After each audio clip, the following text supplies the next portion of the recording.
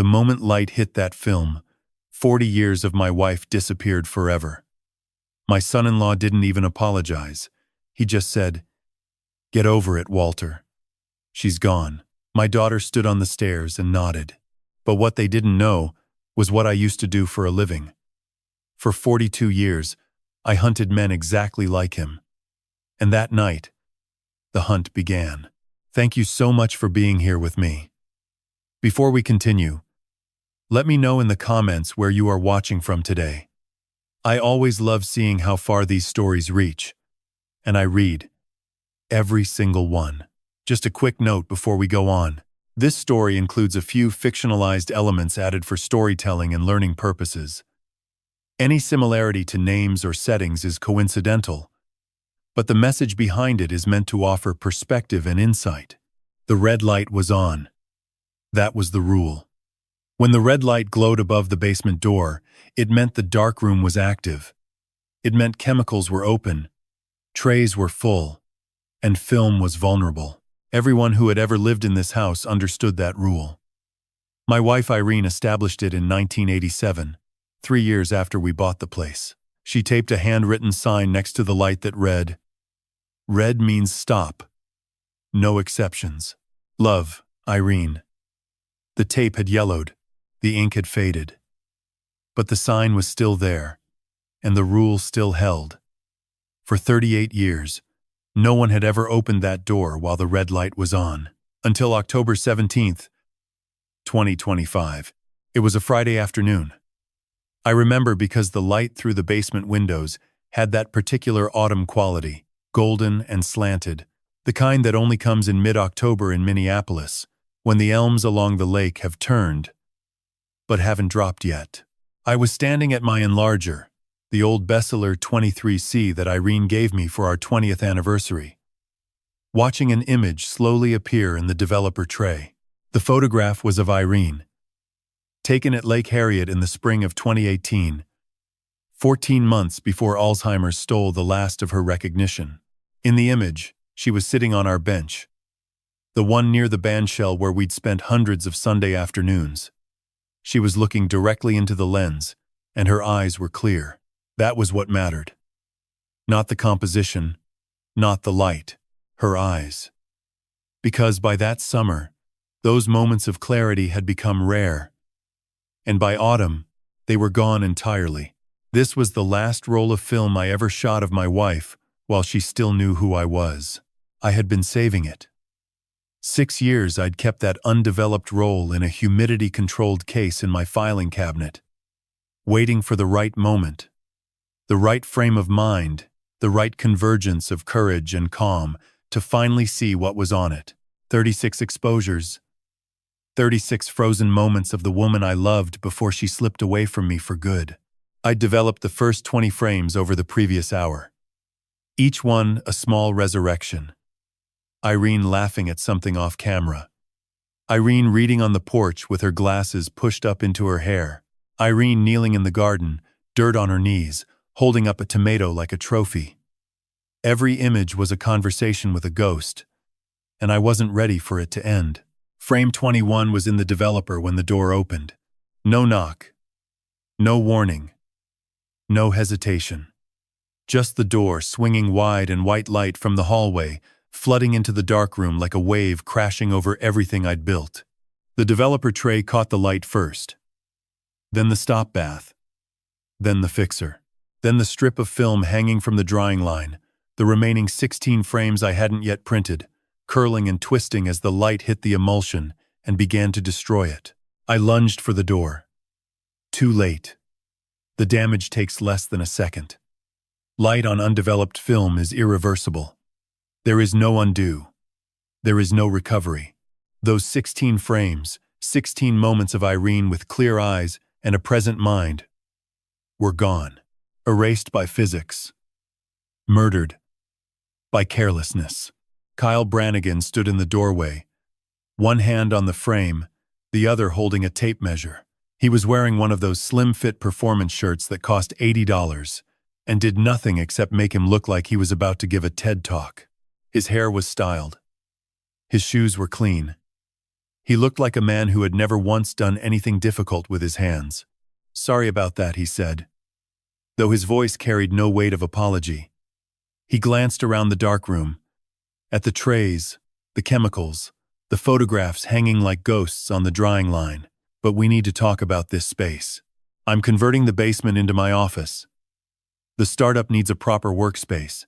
And this," he gestured vaguely at everything I loved, "this hobby room has to go." Hobby room. 38 years of photographs. 3,000 portraits of my wife. A craft I'd practiced since before he was born, reduced to 2 words by a man who'd been living in my house for 14 months without paying a single dollar in rent. I looked down at the developer tray. Frame 21 was ruined. A ghost of Irene's face, overexposed, unrecognizable, dissolving into chemical fog. "Kyle," I said. My voice was steady. Decades of professional discipline made sure of that. The red light was on. "Yeah, I saw it. Look, Walter, I get that this camera stuff means something to you. But Irene's been gone 6 years. 6 years. At some point you have to move on." Holding on to all this, he paused, choosing his words with the kind of precision that made me realize he'd rehearsed this. "It's not healthy. Sophie and I have been worried about you." That was when I heard her. Sophie. My daughter. 35 years old, brilliant. A software engineer who could solve problems most people couldn't even articulate. She was standing at the top of the basement stairs, arms crossed, weight shifted to one foot the way she always stood when she was uncomfortable. "Dad," she said carefully, "Kyle needs a proper workspace. You can take pictures with your phone like everyone else." I looked at her, looked for something in her face, some flicker of understanding, some recognition that what had just been destroyed couldn't be replaced. She met my eyes briefly, then looked away. I picked up the ruined strip of film, held it to the light. 16 frames of Irene. Now, just a translucent ribbon of gray. I coiled it carefully, placed it in a canister, and walked past Kyle without a word. Past Sophie, without a word. Up the stairs, down the hallway, into my bedroom. I closed the door. I sat on the edge of the bed and held that canister in both hands. It weighed almost nothing. A few grams of cellulose and silver halide, but it had contained the last images of my wife's conscious mind. And now it contained nothing. Outside my window, the October light was fading. The elms along Birchwood Lane were going dark, their yellow leaves turning to black silhouettes against a violet sky. Somewhere downstairs, Kyle was already measuring the darkroom, planning his renovation, erasing the last space in this house that still belonged to me and Irene. For 14 months, I had been invisible in my own home. I had watched Kyle take over the living room, the kitchen, the garage, the routines, the decisions. I had watched my daughter drift into his orbit, defending his behavior, adopting his language, slowly disappearing into someone I barely recognized. I had told myself it was temporary. I had told myself it was what Irene would have wanted, keeping the family together, keeping Sophie close. But sitting there in the dark, holding the ruined film, something shifted. Not anger, not exactly. Something colder, something more precise. A mechanism clicking into place deep in my chest, like a lock engaging, like a switch being thrown after years of disuse. For 14 months I had been invisible. That night, sitting in the dark holding everything I'd lost, something woke up. Something I hadn't used since the day I turned in my badge, and it was hungry. I didn't sleep that night. Not because of anger, though there was plenty of that. Not because of grief, though the ruined film sat on my nightstand like a small coffin. I didn't sleep because my mind had shifted into a mode I hadn't accessed in 3 years, and once that switch flips, rest becomes impossible. Every investigator knows the feeling. The moment when scattered observations stop being coincidences and start forming a pattern. When background noise sharpens into signal, When you realize you've been staring at evidence for months without seeing it. I lay on my back in the dark and began to catalog. 14 months. Kyle and Sophie had arrived in August of 2024, 2 suitcases each. Sophie's eyes red from crying, Kyle's arm around her shoulder in a gesture I now recognized as possessive rather than protective. His wellness tech startup had collapsed. They needed somewhere to land. Temporary, Sophie had said. A few months at most, Dad. 14 months later, they were still here. And somewhere in those months, the dynamic had shifted so gradually, I almost hadn't noticed. Almost. The Wi-Fi password. Kyle changed it 1 month after moving in, said the old one wasn't secure. I'd asked for the new one. He typed it into my laptop himself, rather than telling me. At the time, I thought helpful. Now I recognized control. The mail. Our green metal mailbox sat at the end of the driveway, installed in 1992. For 30 years, I'd walk down there. Every morning. Coffee, robe, slippers, mailbox. Ritual. But around November of 2024, Kyle volunteered to bring the mail in. Said he was already outside checking on his car. Gradually, certain envelopes stopped reaching me. Bank statements. Government correspondence. When I asked, Kyle waved it off. Junk mail, Walter. I tossed it. I had accepted this. I had let a man I barely knew filter my correspondence because questioning him felt like questioning Sophie, and questioning Sophie felt like losing her. The financial conversations. Starting in January of 2025, Kyle began commenting on my spending. Nothing aggressive. Just observations. That's a lot for groceries, Walter. Have you thought about consolidating your accounts? I could help. I handle finances for a living. He didn't handle finances for a living. He ran a startup with no product, no revenue, and no employees. But he said it with such confidence that Sophie nodded along as if his authority was established fact. The isolation. This one was subtler. My friend Arthur from the chess club stopped coming by after Kyle told him I was resting. I hadn't been resting. Margaret from the reading group called twice, and both times Kyle answered my phone and told her I wasn't available. The neighbors gradually shifted from knocking on my door to waving from across the street, as if some invisible barrier had gone up around me. Each item alone was nothing. A changed password. Redirected mail. Missed phone calls. Small things you explain away because the alternative, admitting someone in your own family, is systematically dismantling your autonomy, is too painful to face. But I had spent 42 years recognizing exactly these patterns. Not in my own life. In case files. My name is Walter Novak. I am 68 years old. And for 42 years, I served as a United States Postal Inspector. Most people have never heard of us. The Postal Inspection Service is the oldest federal law enforcement agency in America, established by Benjamin Franklin in 1772. Our jurisdiction covers any crime connected to the mail, fraud, identity theft, financial exploitation. For 4 decades, I investigated people who used the postal system to steal and deceive. I tracked fraud schemes spanning multiple states. I testified in federal court presenting evidence with the kind of precision that left no room for doubt. I put con artists in prison and sat across from predators who smiled, certain they were smarter than everyone in the room. I retired in 2022. Badge, service weapon, credentials, all turned in. Came home to the darkroom, to the photographs, to the quiet life Irene and I had planned before Alzheimer's rewrote everything. And then I'd let a man into my home who was running the exact playbook I'd spent my career dismantling. The slow takeover, the financial infiltration, the isolation of the target, the gradual erosion of autonomy until the victim doesn't realize they've lost control. I sat up in bed. 11:47.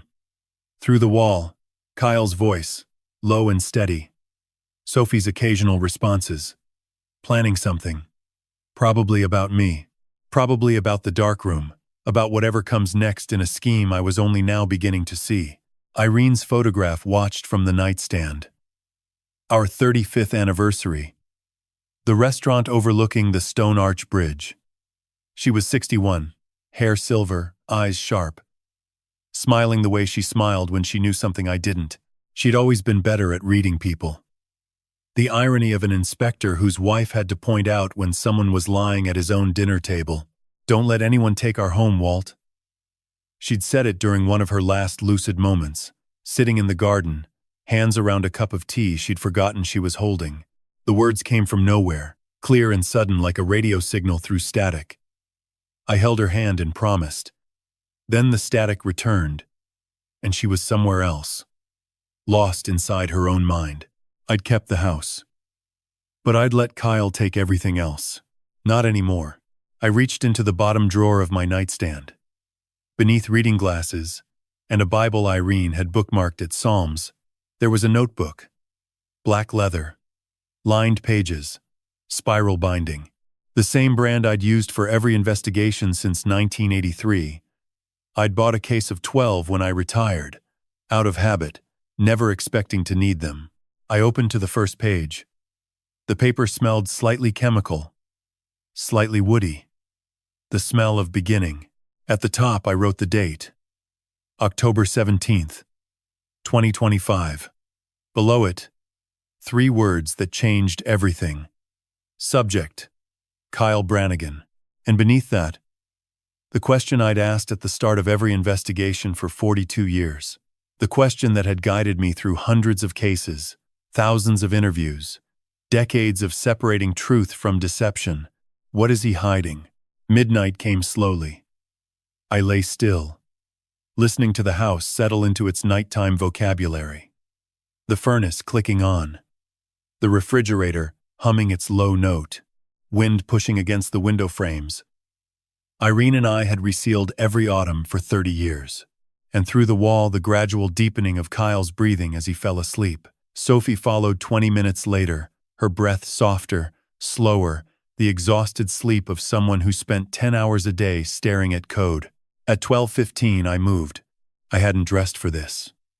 Flannel robe over pajamas, wool socks on hardwood. The kind of outfit that made me look like what Kyle thought I was. A harmless old man shuffling to the kitchen for warm milk.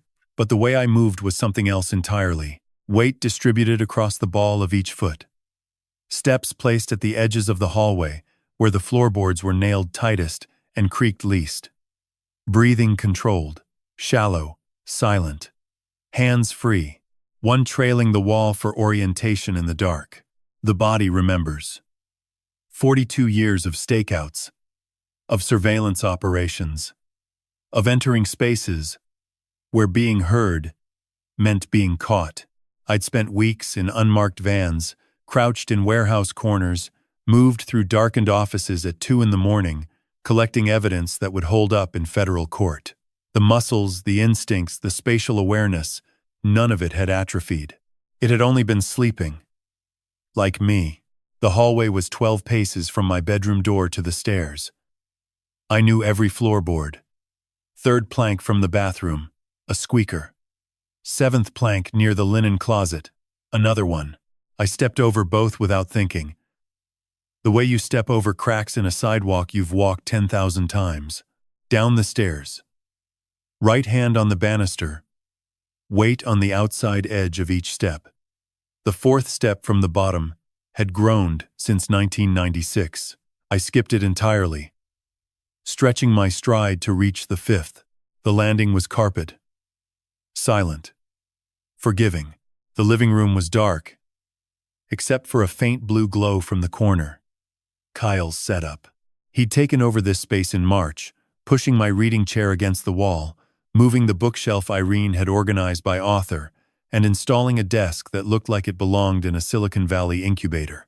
2 monitors, a laptop, a wireless keyboard, a ring light he used for video calls with investors who, as far as I could tell, didn't exist. The room smelled different than it used to.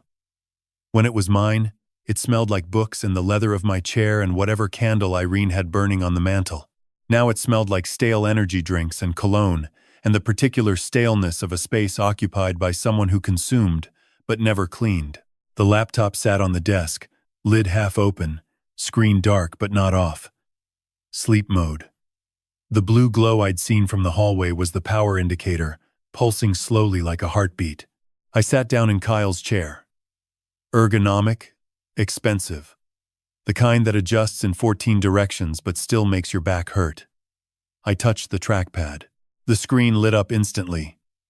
No password. No fingerprint. No security of any kind. I almost laughed. In 42 years of investigating fraud, I had encountered encryption systems, offshore servers, burner phones, coded ledgers, and once, a man who'd tattooed his account numbers on the inside of his lip. Kyle Brannigan had left his entire digital life unprotected because it had never occurred to him that anyone in this house was capable of looking.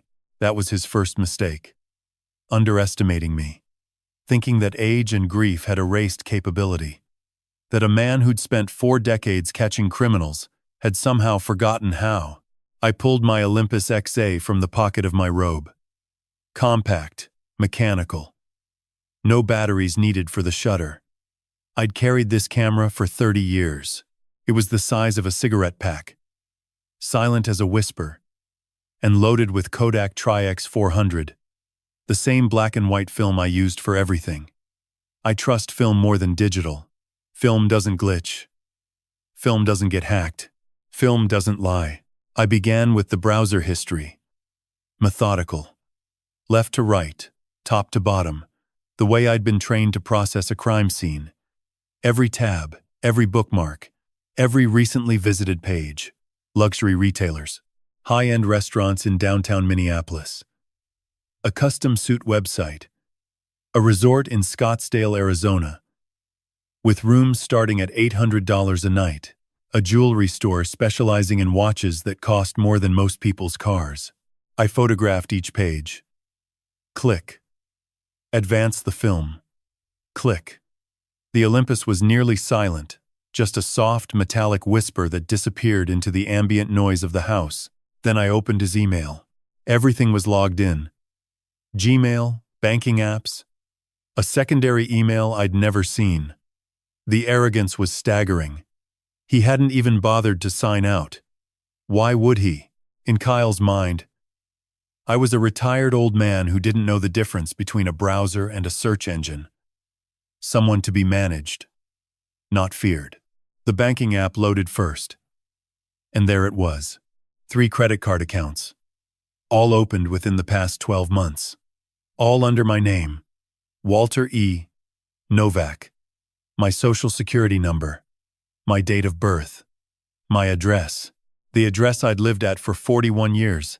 The address that was supposed to mean safety and permanence and home. The first card had a balance of $14,200. The second, $18,600. The third, which had been opened just 2 months ago, already carried $11,000. I stared at the numbers. Photographed them. Click. Click. Click. The Olympus recorded each screen with the mechanical precision of a machine that doesn't care about emotion, doesn't pause for shock, doesn't need a moment to process the betrayal. $43,800. That was the number on the screen when I heard it. A door opening. Down the hall. The creak of the 4th step. The one I'd avoided. Kyle's heavy footfall on the landing. I closed the laptop to sleep mode in one motion. Lifted my hands from the desk.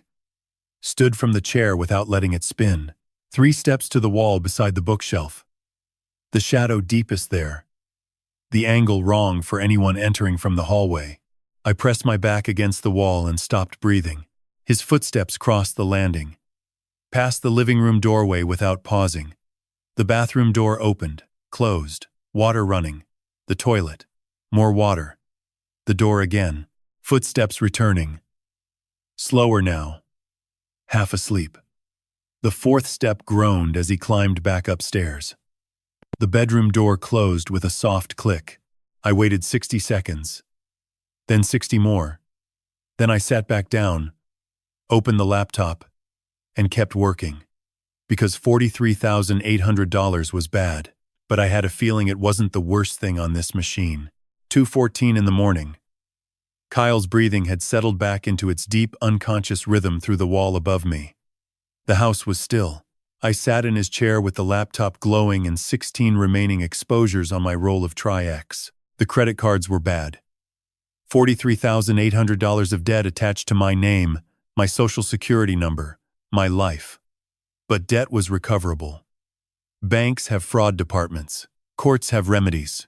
Money, once documented, can be traced and sometimes returned. What I found next couldn't be undone. I opened Kyle's email and sorted by date. The most recent messages were unremarkable. Startup jargon, pitch decks no one had responded to, newsletters from business podcasts. But buried beneath weeks of noise, I found a thread that stopped me cold. Subject line: Novak Living Trust. Draft for review.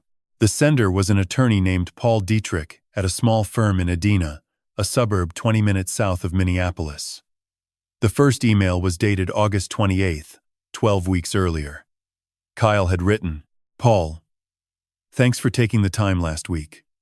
As discussed, I'd like to establish a living trust for my father-in-law, Walter Novak. He's 68, widowed, and increasingly unable to manage his own affairs. My wife and I want to ensure his assets are protected. I would serve as trustee with full authority over the trust's holdings, including the family residence. Full authority. Trustee. Those words meant something very specific, and I knew exactly what they meant because I'd testified in 3 separate federal cases involving fraudulent trusts used to steal property from elderly victims. A trust with Kyle as trustee would give him legal control over everything I owned. My house, my savings, my retirement accounts. My life, reduced to a line item in a document I'd never agreed to. Paul Dietrich's response was professional, efficient, and completely unaware that his client was a predator. Kyle, happy to proceed. For a revocable living trust, we'll need the grantor's signature. That's Mr. Novak, along with identification, a current property deed, and financial account information. The trustee designation can be established at signing. I've drafted a preliminary document for your review, the grantor's signature. Mine. Kyle was planning to put a document in front of me and have me sign over control of everything, probably disguised as something helpful. Estate planning. Walter, protecting your assets. Sophie and I just want to make sure you're taken care of. I photographed every email in the thread. Click. Advance. Click. 8 exchanges total. The last one, dated October 10th, just 7 days ago, included an attached PDF of the trust document with my name already typed in every blank. I moved to the next folder. Sent mail. Sorted by recipient. And that's when the temperature in the room seemed to drop. An email to the United States Postal Service. Change of address confirmation. Filed on September 3rd, 2025. Redirecting all mail for Walter E. Novak. From 42 Birchwood Lane. To a P.O. box, registered to Kyle Brannigan. I read it twice. 3 times. My hands didn't shake. They hadn't shaken during any investigation in 42 years, and they wouldn't start now. But something tightened in my chest. Something that felt like the moment before a detonation. Change of address fraud. Redirecting someone's mail without their knowledge or consent. Title 18, United States Code. Section 1341. Mail fraud. A federal felony carrying a maximum sentence of 20 years, though the typical conviction brought 5 to 8. I had investigated this exact crime dozens of times. I had testified about it in courtrooms across 3 states. I had explained to juries how something as simple as a redirected envelope could unravel someone's entire financial life, and Kyle Brannigan had committed it against me. against a man who had spent 42 years putting people in prison for exactly this. The irony was so complete, it almost felt like a joke. Almost. I kept scrolling. Another email thread. This one with a name I didn't recognize. Dr. Richard Ames, a psychiatrist with a practice in Bloomington. Kyle's email, dated September 15th, read, Dr. Ames, thank you for the phone consultation. As I mentioned, my father-in-law has been exhibiting signs of cognitive decline over the past several months. Confusion about dates, repetitive behavior, obsessive attachment to his deceased wife's possessions, occasional disorientation. He recently became agitated when we suggested changes to his living space. My wife and I are concerned about his capacity to manage his own affairs and would like to schedule a formal cognitive assessment. Obsessive attachment to his deceased wife's possessions. He meant the photographs, the darkroom, the 38 years of images I'd made of the woman I loved. He'd taken the most meaningful thing in my life and reframed it as a symptom of mental illness. Confusion about dates. I could recall the date of every major case I'd worked in 4 decades. Repetitive behavior. I was methodical, not repetitive. There is a difference, and any competent psychiatrist would know it. Occasional disorientation. I had never been disoriented in my life. I knew every floorboard in this house, every street in this neighborhood, every procedural step in a federal investigation. Every word was fabrication. Every claim was a lie, constructed to build a medical case for declaring me incompetent. And once declared incompetent, the trust would activate. Kyle would become my legal guardian. The house would be sold. I would be placed somewhere convenient and quiet, somewhere I couldn't object, couldn't fight, couldn't expose what he'd done. One more email. The one that completed the picture. Kyle. To a realtor named Vanessa Park. Dated October 1st. Vanessa, thanks for the walkthrough last week. The property at 42 Birchwood Lane is in excellent condition for its age. As discussed, once the ownership transfer is finalized through the family trust, we'd like to move quickly on listing. Your comparable analysis at $870,000 seems fair. Let me know next steps. $870,000. My house.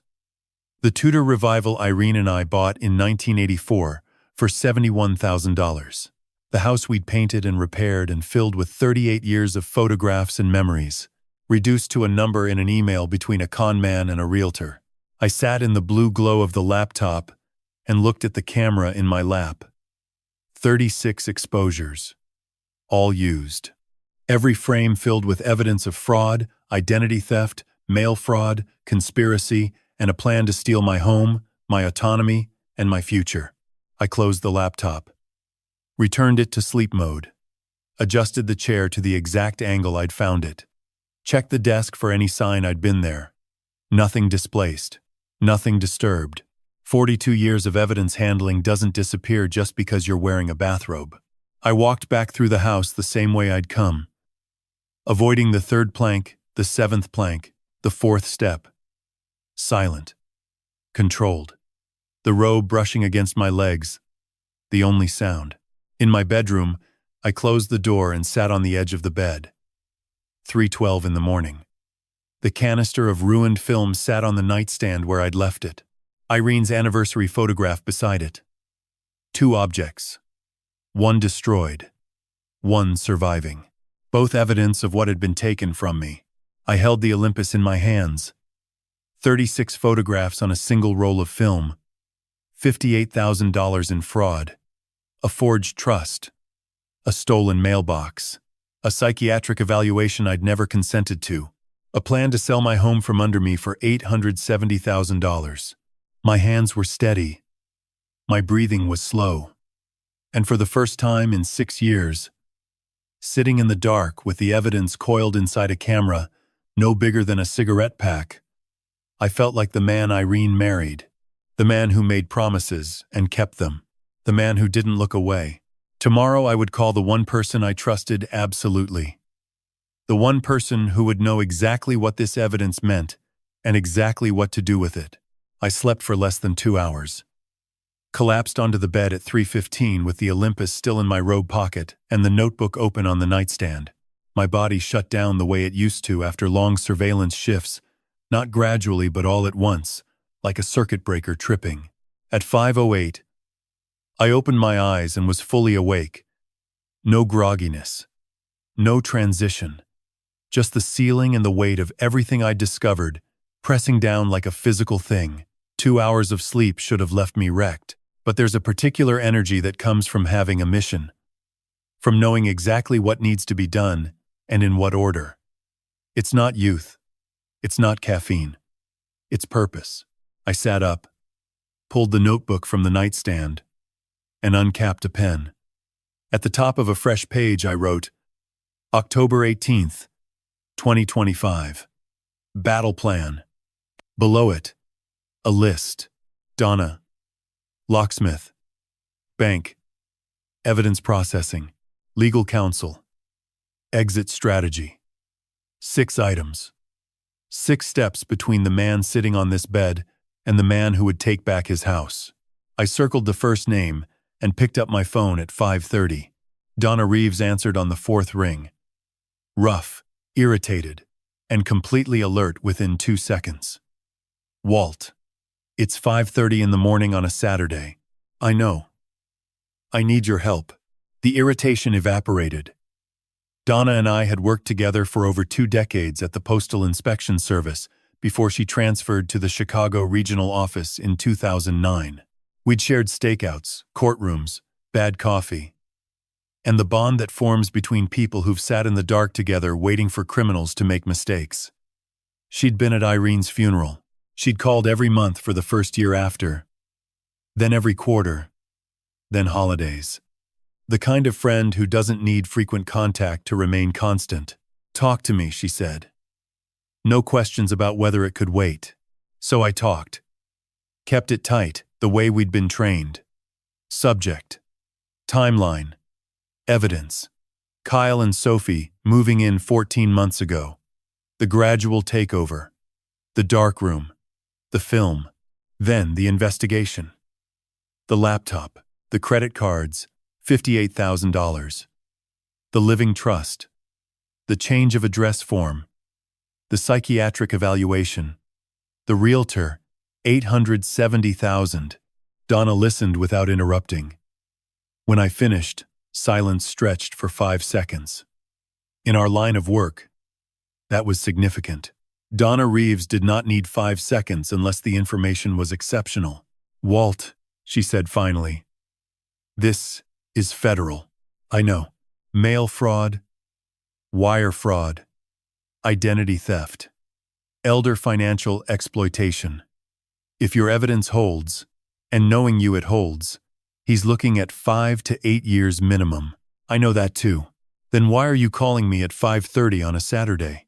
I paused. She deserved honesty.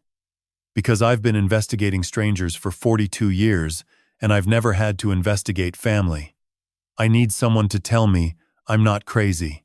It's real, Walt. Everything you've described is textbook. I've seen this pattern 50 times. The only difference is it's happening to you. Hearing it from someone who'd stood beside me in federal courtrooms, who understood evidence the way I did, that mattered more than I expected. Now listen, she continued, shifting into the supervisory tone I remembered from 1,000 briefings. Back up everything. Multiple formats, multiple locations, film negatives, in humidity control, digital scans, USB drives, at least 2, cloud with encryption. You know the protocol, already started. Don't touch his laptop again. We need the evidence chain pristine. If this goes federal, prosecution needs to prove he created those documents, not you. Understood. Get a lawyer. Elder law specialist. Karen Oduya. Best in the Twin Cities for exploitation cases.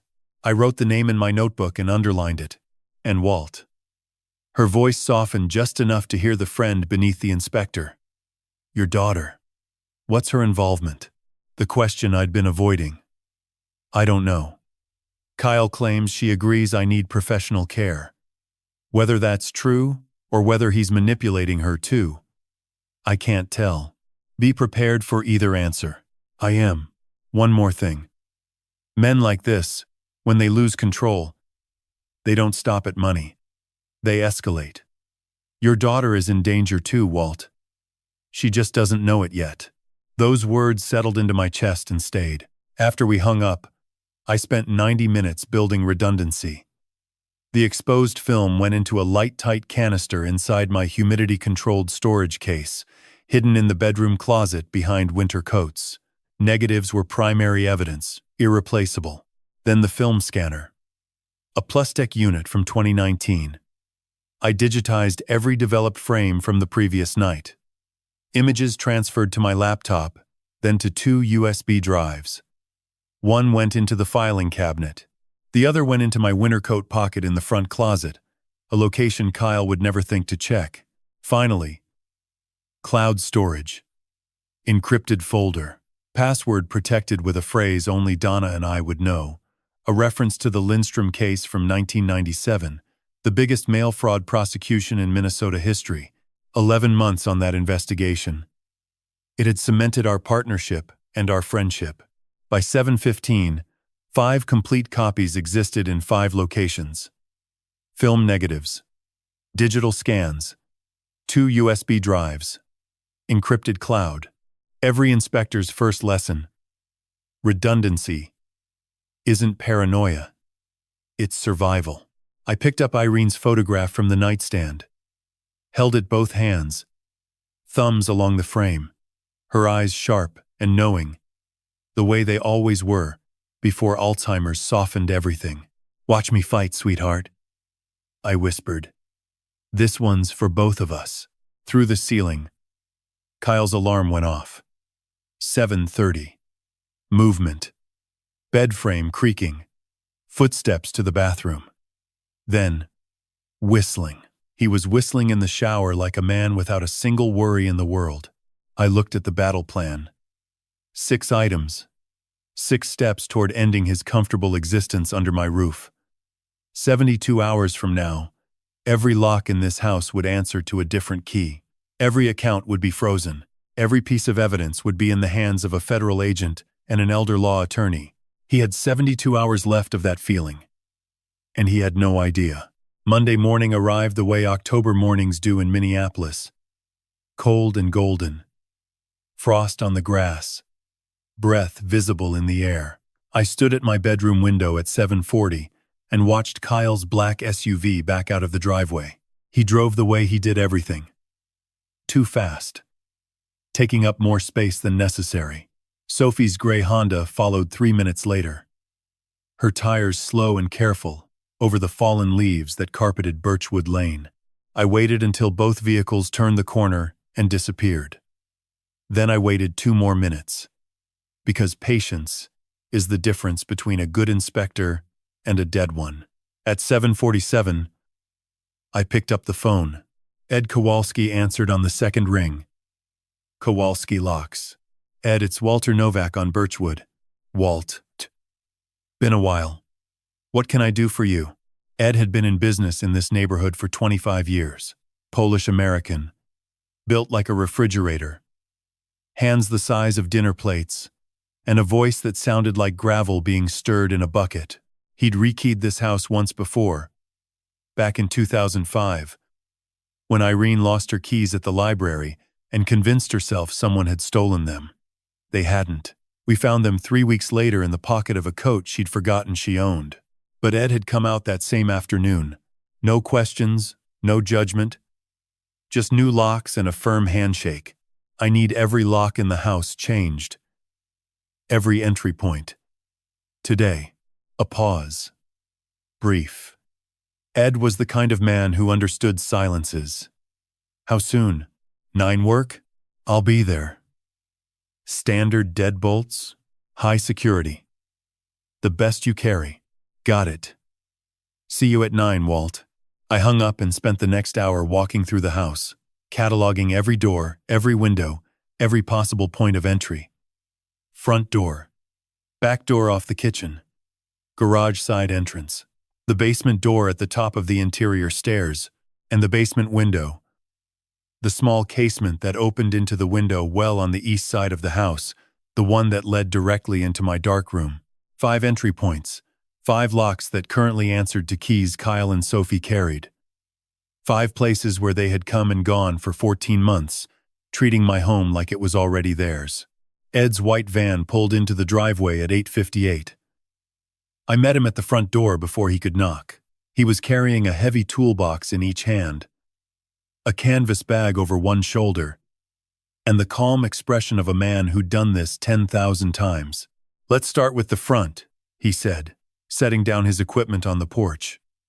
He knelt and examined the existing deadbolt, ran his thumb over the keyhole the way a doctor checks a pulse. "This one's original, isn't it? 1980s? 84. Same year we bought the house." He nodded. Something moved behind his eyes. Recognition, maybe. Ed had known Irene, had come to the memorial service, had stood at the back of the room with his hands folded, saying nothing. Because Ed Kowalski understood that some things didn't need words. "Good bones," he said, meaning the door. "Solid oak. They don't build them like this anymore." He pulled out a drill. "New lock will fit clean. Medico. High security. Thumb turn inside. Keyed outside. 5 sets of keys per lock. 5 sets." I hadn't thought about that specifically. 5 sets meant control. 5 sets meant I decided who entered and who didn't. The drill bit into the old lock at 9:12. The sound cut through the morning quiet, like a declaration. Metal shavings curled onto the doorstep. Ed worked with the steady efficiency of someone who understood tools the way I understood evidence, as extensions of intent. The old deadbolt came free with a metallic scrape. Ed held it up. "This one's earned its retirement." I took it from him. Brass, warm from friction, worn smooth where thousands of turns had polished it. How many times had Kyle's key turned this lock? How many times had he walked through my door without asking, treating my threshold like his own? "Toss it," I said. He dropped it into his bucket, reached for the new lock. Chrome, heavy, precise. When he installed it and handed me the first key, the weight of it felt like something being returned. "Try it." I slid the key in, turned it. The bolt shot home with a clean, decisive click. Retracted with the same precision. I tested it 4 times, feeling the mechanism respond, feeling the promise of security in every rotation. "Back door next," Ed said. We moved through the house in a pattern that felt almost ceremonial. The back door at 9:35. Same process, same precision. Old lock removed, new lock seated. Key tested. The garage at 10:05.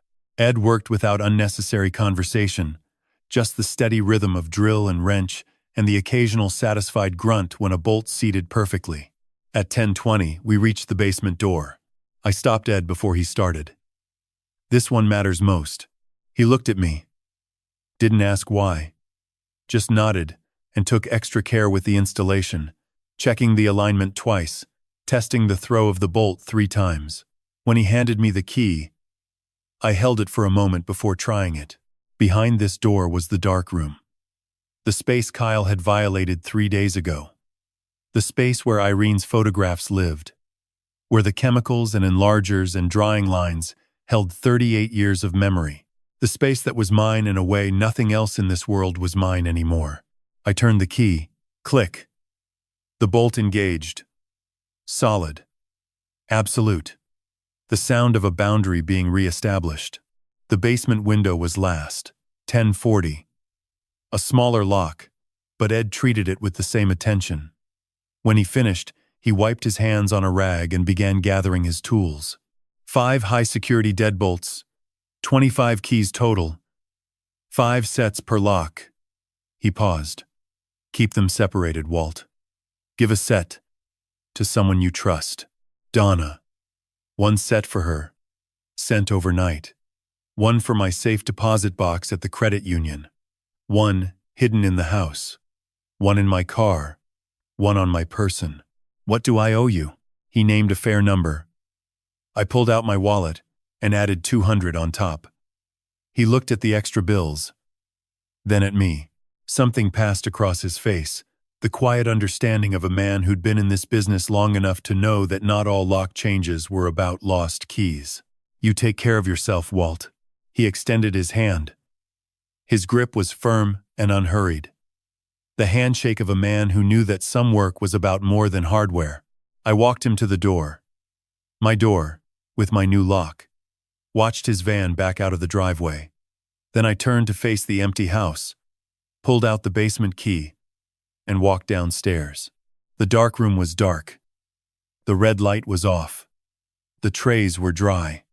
The drying line where the ruined film had hung was empty. But the space was still here. Still mine. I locked the basement door from inside.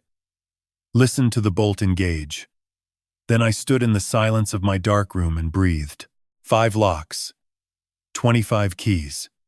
And for the first time in 14 months, when I turned the bolt on this door, it locked with a sound that meant something real. It meant mine. Ed's van had barely cleared the driveway when I started on the next item. The battle plan had 6 steps. Donna was done. Locksmith was done. 4 remained, and Kyle would be home in 7 hours. I pulled 2 small cameras from the Amazon box that had arrived Saturday afternoon, delivered to Donna's address and forwarded to me, because my own mail was still being redirected to Kyle's P.O. box. Wireless units. Motion-activated. Weatherproof. Each one the size of a deck of cards. I'd spent 42 years conducting surveillance operations, and the technology had improved dramatically since my early days of sitting in unmarked vans with telephoto lenses. These units recorded in high definition, stored footage on micro SD cards, and simultaneously uploaded to a cloud server. Simple, reliable, nearly invisible. The first camera went above the front door, mounted on the porch light bracket at an angle that covered the entire entrance and walkway. I designed this porch with Irene in 1991. I knew every sight line, every shadow, every blind spot. There were none from this mounting point. The second camera went at the top of the basement stairs, pointed at the basement door. If anyone tried to reach my darkroom, I'd have their face, their hands, and a timestamp. Both cameras activated. Both streaming. I checked the feed on my phone. Clear picture. Wide angle, night vision capable. 2 red dots blinking steadily in the corners of my home. Watching. Then I went downstairs. The darkroom had a different energy now. 3 days ago, it had been a sanctuary violated. Now, with a new Medico lock on the door and a camera watching the approach, it felt fortified, protected, ready for a new purpose. I switched on the red safe light and began processing the roll of Tri-X from Friday night. 36 exposures, each one a piece of the case against Kyle Brannigan. The chemistry was familiar, meditative. Developer at 68 degrees for 9 minutes. Stop bath for 30 seconds. Fixer for 5 minutes. Water rinse. The same process I'd followed thousands of times, but never for evidence this personal. The negatives came out clean. Sharp. Every frame legible. I held the strip up to the safe light and scanned them with the eye of an inspector, not a photographer. Credit card statements. Trust documents. Change of address confirmation. Email threads. Psychiatric referral. Realtor correspondence. Each image, clear enough to read in court. I clipped the negatives to the drying line and let them hang. Then I made prints. 8 by 10s, the largest my enlarger could produce. 1 by 1, the evidence materialized in the developer tray. Shadows forming into words, numbers, signatures. Kyle's digital crimes rendered in silver gelatin on fiber paper. Permanent. Archival. The kind of evidence that doesn't crash, doesn't get corrupted, doesn't disappear when someone clears a browser history. I hung the prints on the drying line beside the negatives. 14 prints. 14 pieces of a case that would end Kyle Brannigan's comfortable life. The dark room that he'd tried to take from me was now the room that would take everything from him. By 11:30, the prints were dry. I organized them into 3 groups on my desk upstairs. Financial evidence, credit card statements, forged applications, transaction records, legal fraud, trust documents, change of address form, realtor communications, medical fraud, psychiatric referral, email fabrications about my mental state. 3 categories. 3 colors of folder from the office supply store. Red, blue, green.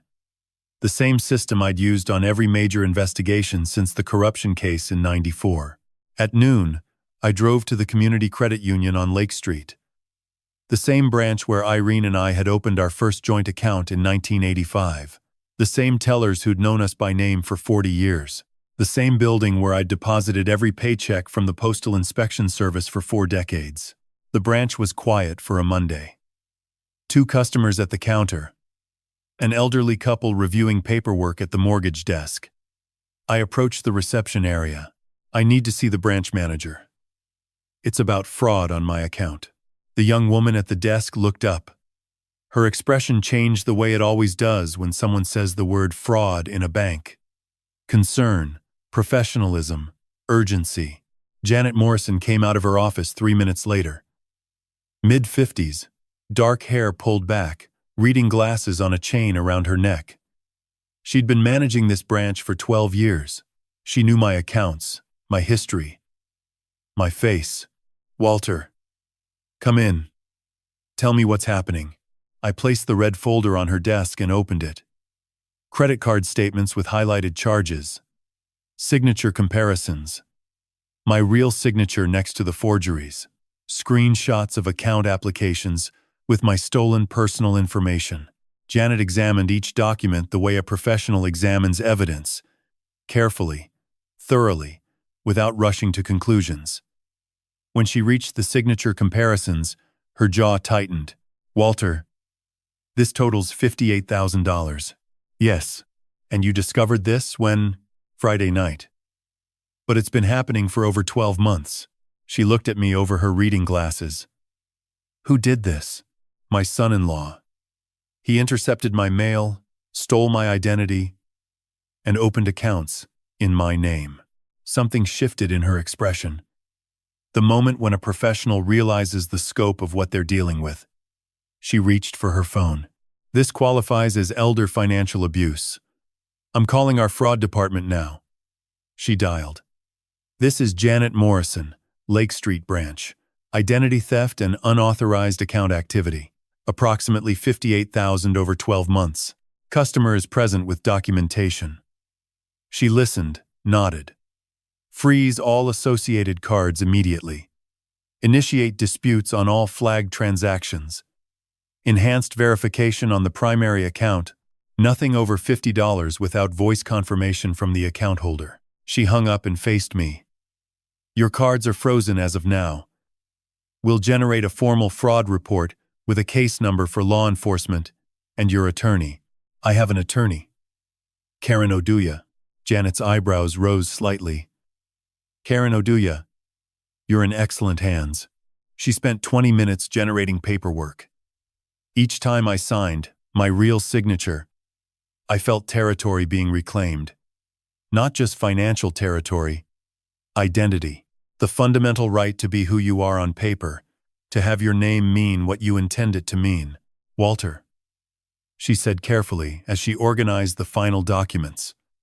Does your daughter know about this? The question landed harder than any number. I don't know yet, but I intend to find out.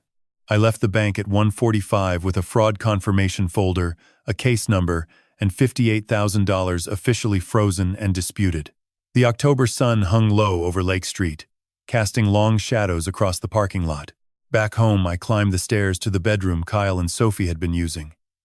My old study, the one Irene and I painted slate blue in 2012. I stood in the doorway and looked at how they'd rearranged it. Their bed where my drafting table used to be, Kyle's suits in the closet. Sophie's engineering books stacked on the nightstand. I pulled 4 suitcases from the hall closet and began packing. Kyle sighed first. Suits off hangers, no folding. Shoes. Toiletries. The laptop charger he left, plugged in by the bed. Sophie's side was harder. Her cardigan from last Christmas. Her running shoes.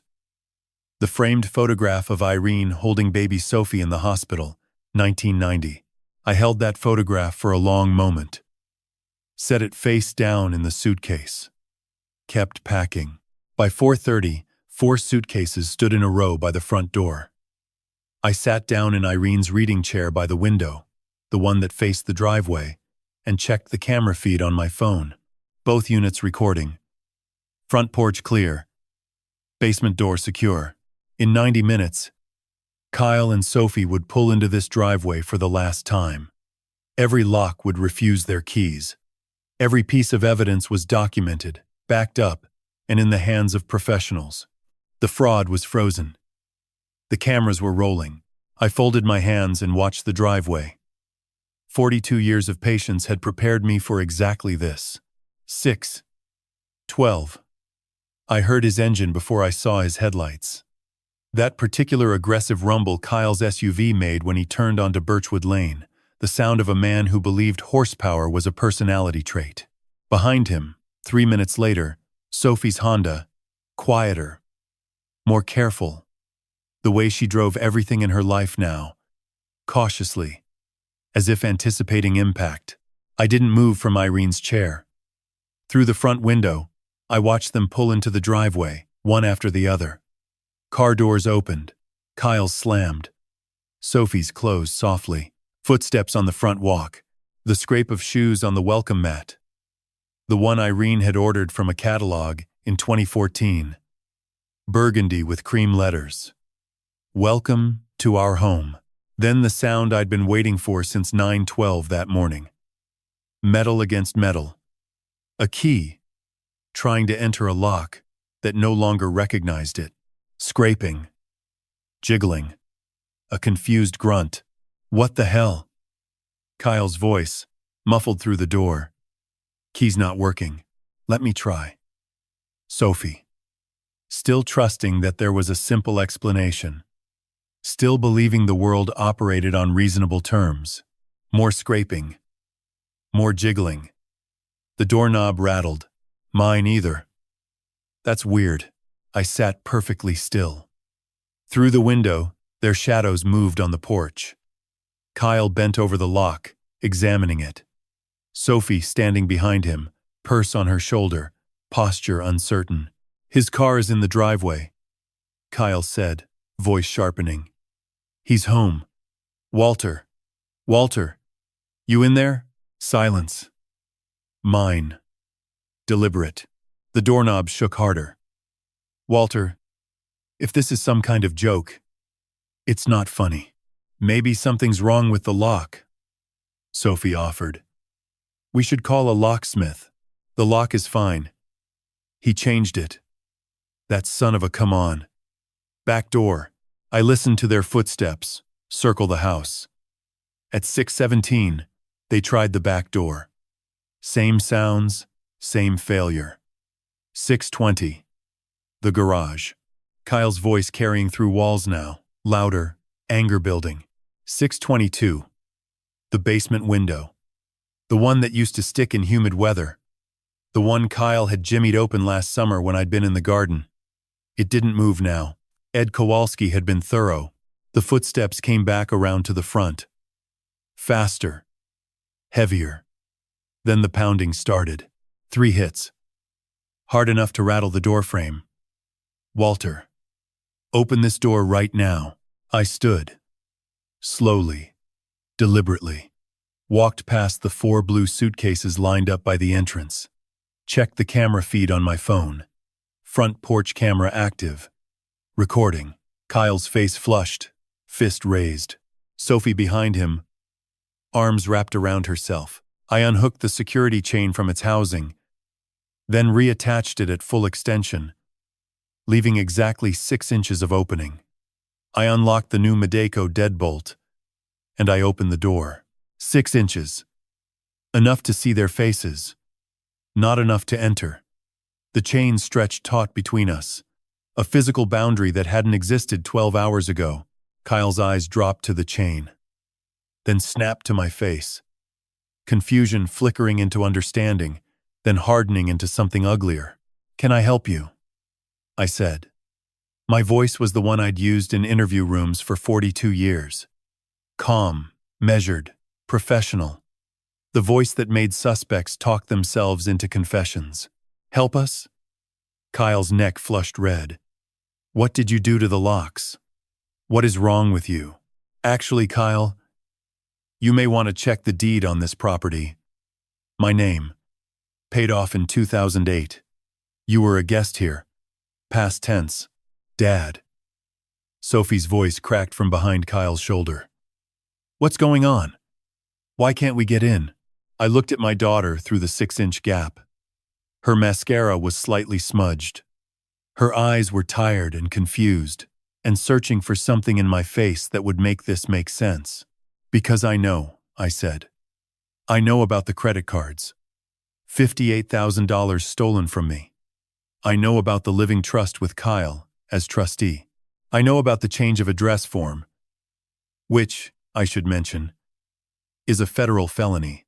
I prosecuted that exact crime for 42 years. I let the words settle. Watched them land on Kyle's face like blows. Watched the color drain, then surge back darker. "You're insane." He shoved the door. The chain caught him. Held. "You're senile. You don't know what you're talking about." I reached behind me to the side table where I'd placed the printed evidence. Held the first sheet to the gap. "Forged credit card application. Your email address on the correspondence. My social security number, which you obtained by redirecting my mail." Kyle's eyes moved across the page. Fast, calculating, looking for an angle. I held up the second sheet. "Email from you to Paul Dietrich regarding the Novak Living Trust. Quote, I would serve as trustee with full authority over the trust's holdings." End quote. "Nicole, don't listen to him. He's confused. He's old. My name is Sophie," she said quietly. Something in her voice had changed. I slid a third page through the gap. The email to the realtor. It fluttered to the porch floor. Sophie picked it up. Her eyes moved across the lines. Her breathing changed. "Kyle," she said, "this is your email. Your words.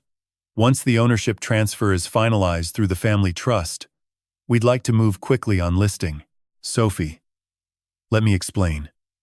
It's not what you were going to sell my father's house. We were going to manage his assets. Protect him. He can't. Protect him by putting his house on the market for $870,000 without telling him?" Kyle turned back to me. The mask cracked completely. The polished veneer of the wellness entrepreneur, the caring son-in-law, the man who was just trying to help. All of it fell away, and what was underneath was exactly what I'd seen 1,000 times across interview tables. Entitlement. Contempt. The particular rage of a predator who realizes his prey has teeth. "This house is worth $870,000, he said, voice dropping low and hard. "And it's being wasted on one old man with a camera hobby who can't let go of his dead wife." The words hung in the October air. Sophie stared at him. I watched her face process what she'd just heard. Not my accusations. Not the evidence. His own words. The truth spoken in anger. Unfiltered. Undeniable. "Kyle," she whispered. "What did you just say?" He realized it too late. The way they always do. The moment the mask falls and can't be put back on. He opened his mouth. Closed it. Opened it again. "I didn't mean look. This whole situation is your father has made this into something it's not." But it was too late. The camera above the door had recorded every word. The chain held its 6-inch line. And in Sophie's eyes, something was breaking. Not understanding. Not yet. That would come later. But the first crack in the wall Kyle had built around her. The first splinter of doubt she couldn't explain away. "Your belongings are packed," I said. "4 suitcases by the door. You can collect them now. Where are we supposed to go?"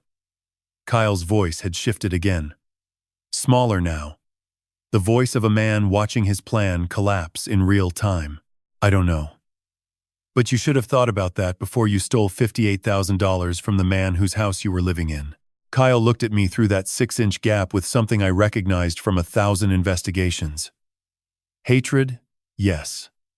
But underneath it, fear. The fear of a man who'd built his life on other people's trust and just realized the foundation was gone. Sophie picked up 2 of the suitcases without looking at her husband. Without looking at me, she walked to her car, loaded them in the back, and sat behind the wheel with the engine off, staring straight ahead. Kyle grabbed the other 2. Didn't look at the neighbors. Didn't look at the camera he didn't know was recording. Just carried them to his SUV with that aggressive stride that couldn't quite disguise the trembling in his hands. Both engines started. Kyle backed out first, too fast, tires catching on wet leaves. Sophie followed, slower. They turned the corner of Birchwood Lane and disappeared into the October evening. I stood in the doorway. My doorway. My lock. My chain. My house. And I listened to the silence my daughter left behind. The kind of silence that sounds like something breaking that might never be repaired. Kyle's fist hit the door again. The chain held. The deadbolt held. But the noise carried down Birchwood Lane like a gunshot, and I knew the neighbors were already watching from behind their curtains. Martha Chen's porch light flicked on across the street. Then the Andersons' motion sensor. Then the Petersons' upstairs window. I had already dialed 911. "What is your emergency?" I kept my voice flat. 42 years of federal service taught me that dispatchers respond to clarity, not panic. I gave my name, my address, and 3 sentences that would put a squad car on my lawn in under 8 minutes. "My name is Walter Novak. I am 68 years old. My son-in-law, Kyle Brannigan, age 39, is attempting to force entry into my home at 42 Birchwood Lane. He has been served notice to vacate. I have him on camera. I am armed with documentation, not weapons," the dispatcher confirmed. I hung up and turned back to the door. Kyle was still shouting. His voice had shifted from anger to something worse. Desperation. He was telling Sophie to call a locksmith. He was telling the street that I had lost my mind. He was telling anyone who would listen that I was a confused old man who had locked himself inside and changed the locks during a mental episode. I let him talk. Every word was being recorded by the porch camera, the one I had mounted inside the light fixture that morning. The red indicator was invisible behind the frosted glass, but the microphone was picking up everything within 30 feet.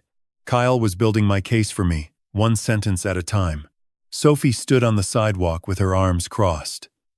She had not spoken since I closed the door. I watched her through the living room window, half hidden behind Irene's curtain. My daughter, 35 years old, a software engineer who could debug 10,000 lines of code but could not see the man standing next to her for what he was. The squad car arrived at 6:21. 9 minutes. 2 officers stepped out. The first was a woman in her early 40s. Tall, broad-shouldered, with a calm authority that reminded me of Donna. Her name tag read, Lindgren. The second was younger, male, late 20s, name tag Herrera. He positioned himself near Kyle while Lindgren approached the door. I opened it before she knocked. "Mr. Novak?" Officer Lindgren. "Thank you for coming. I have a situation I would like to walk you through, and I have documentation for everything I am about to say." She studied me for 3 seconds. I have been on the other side of that look 1,000 times. She was reading me. Age, posture, speech pattern, eye contact. She was deciding whether I was the confused old man Kyle had described or something else entirely. I handed her my retired federal credential. The blue leather case was worn at the corners, but the gold badge inside still caught the light. United States Postal Inspection Service. Special Agent. Service dates 1980 to 2022. Lindgren looked at the badge, then looked at me. 42 years, I said. She nodded once. Not with deference. With recognition. One investigator, acknowledging another. Walk me through it, she said. I invited her inside. Herrera stayed on the porch with Kyle, who had shifted from shouting to a controlled, reasonable tone. The tone of a man who sells things for a living. I had interrogated hundreds of men who used that exact voice the moment a badge appeared. In the dining room, I had prepared the table the way I used to prepare case presentations for federal prosecutors. 3 folders, color-coded. Red for financial fraud. Blue for legal documents. Green for the medical fabrication. Beside them, 14 8x10 prints from my darkroom. A timeline written in black ink on a legal pad. 2 USB drives. And my investigation notebook, open to the first entry dated October 17, 2025. Lindgren sat down. I walked her through each folder. Red folder first. 3 credit cards opened in my name without my knowledge or consent over the past 12 months. Total fraudulent charges. $58,000. Statements. Applications. Forged signatures. I placed my actual signature beside the forgeries and let her see the difference for herself. Blue folder. A forged living trust naming Kyle Brannigan as sole trustee of my estate, including this house, valued at $870,000. A fraudulent change of address form filed with the United States Postal Service, redirecting my mail to a post office box I had never rented. I told her that filing a false change of address form is a federal offense under Title 18, Section 1708. She wrote that down. Green folder. An email thread between Kyle and a physician named Dr. Richard Ames, discussing a cognitive evaluation I had never consented to. The emails described symptoms I did not have, behaviors I had never exhibited, and a diagnosis that did not exist. The goal, stated plainly in the 4th email, was to establish legal grounds for guardianship. Lindgren read the emails twice. He was going to have you declared incompetent, she said. Yes. And once he had guardianship, he would sell this house and collect $870,000. The trust would ensure every dollar went through him. She closed the green folder and looked at the photographs on the table. My prints. My evidence, exposed on Tri-X 400, developed in my darkroom, dried on the line where Irene's portraits used to hang. Mr. Novak, I am going to call my sergeant. This is beyond a domestic disturbance. You are describing identity theft, fraud, forgery, and what appears to be a coordinated scheme targeting a senior citizen. We will need to file a detailed report tonight. I have been filing reports for 42 years, officer. Take as long as you need. She made the call. Through the window, I could see Kyle on the porch, still talking to Herrera with that salesman's calm. He had no idea what was on my dining room table. He had no idea that the man he had called useless, confused, and senile had spent 4 decades building cases exactly like this one. Sophie was sitting on the front steps now. Alone. Her head was down. I looked at the badge on the table. Then at Irene's photograph on the wall behind it. Lindgren returned. Sergeant is on the way. We are also going to request a temporary restraining order tonight.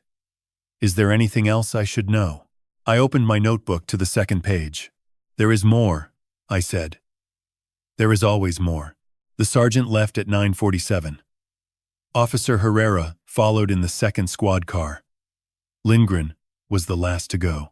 She stood on my porch with her notebook closed and her radio quiet and looked at me the way people look at a house after a storm has passed. Lock up behind us, Mr. Novak. We will have a patrol car pass by every 90 minutes through the night. The temporary restraining order will be processed by morning. If he comes back before then, you call. Do not open the door. I will not need to, I said. The cameras will see him before I do. She nodded and walked to her cruiser. I watched the taillights turn left on Birchwood Lane. and disappear past Martha Chen's oak tree. Then the street was empty. No Kyle. No Sophie. No suitcases on the sidewalk. The 4 bags I had packed were gone. Herrera had supervised the collection while Lindgren took my statement inside. Kyle had loaded them into the trunk of his Audi without a word. Sophie had carried nothing. She had walked to the passenger side and gotten in and closed the door so quietly I barely heard it through the window. I locked the front deadbolt, then the back door, then the garage entrance, then the basement window. 5 Medico deadbolts, 5 turns of 5 keys, 25 teeth biting into 25 pins. The house was sealed. For the first time in 14 months, every room belonged to me. I stood in the kitchen and listened. The refrigerator hummed. The furnace clicked on, pushing warm air through the floor vents. October in Minneapolis. The temperature had dropped below 40 while the officers were taking Kyle's statement on the porch. I could see his breath in the porch camera footage.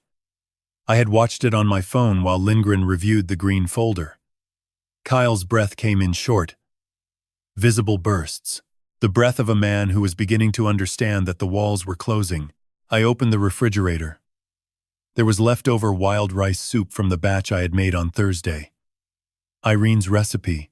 She had learned it from a woman at the farmer's market on Lyndale Avenue in 1991, and she had made it every October for 28 years after that.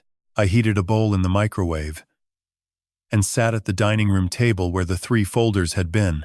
The folders were in the basement now, locked in the filing cabinet beside the enlarger. The 14 prints were drying on the line. The USB drives were in 2 separate locations. The cloud backup was encrypted. The evidence chain was intact. Donna would be proud. I ate slowly. The soup was better on the second day. It was always better on the second day. Irene used to say that about most things. Grief, anger, decisions. Let them sit overnight, Walter. They taste different in the morning. I washed the bowl and the spoon and set them on the drying rack. Then I wiped the counter. Then the stovetop. Then the table. I was not cleaning because the house was dirty. I was cleaning because the house was mine again, and I wanted to feel every surface under my hands. At 10:15 I called Donna. "It is done," I said. "Tell me everything." I gave her the full account. The 911 call. Lindgren's arrival. The badge. The 3 folders on the table. The sergeant who spent 40 minutes reading every document and then shook my hand before he left. The temporary restraining order. Kyle's silence during the last 20 minutes, when the salesman's voice finally broke and was replaced by nothing. "And Sophie?" Donna asked. I paused. I had been avoiding this part. She sat on the steps. She did not come inside. She did not ask to see the evidence. She got in the car with him. Donna was quiet for a long time.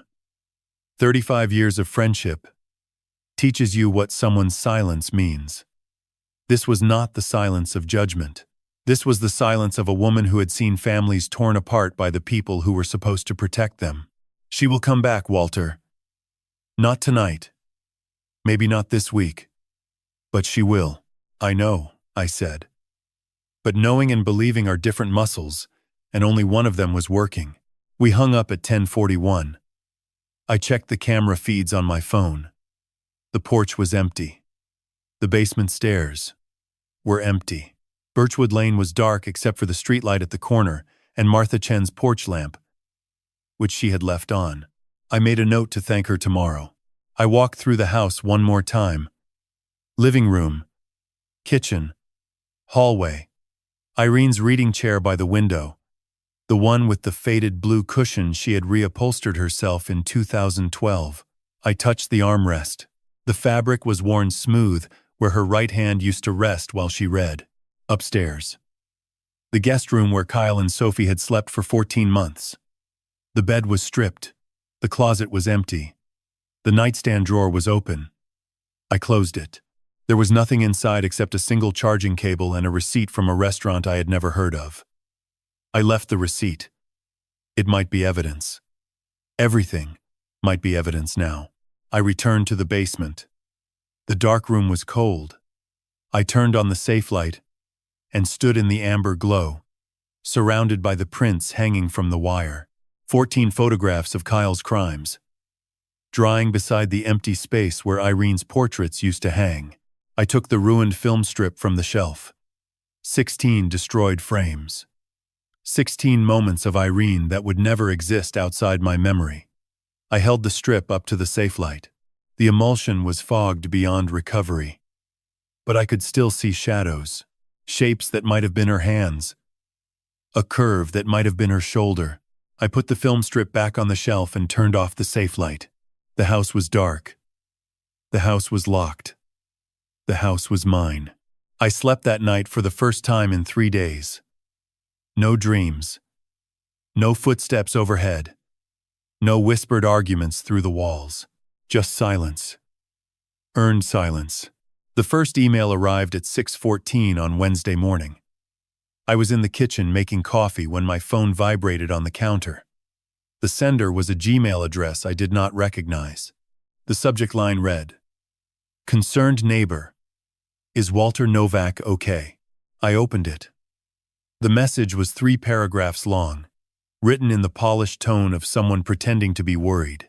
It described an elderly man on Birchwood Lane who had recently changed his locks, refused to let his family inside, and appeared to be experiencing severe cognitive decline. The author claimed to have witnessed me wandering the yard at night talking to myself.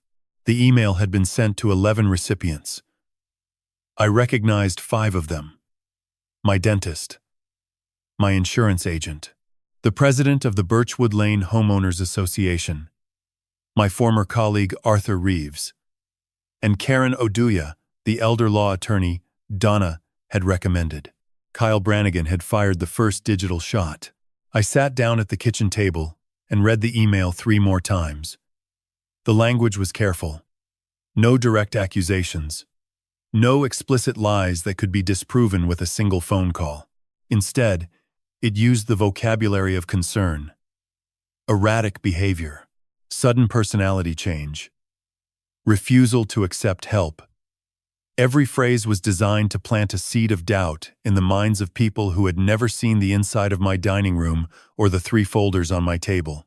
By 7:30, 2 more emails appeared.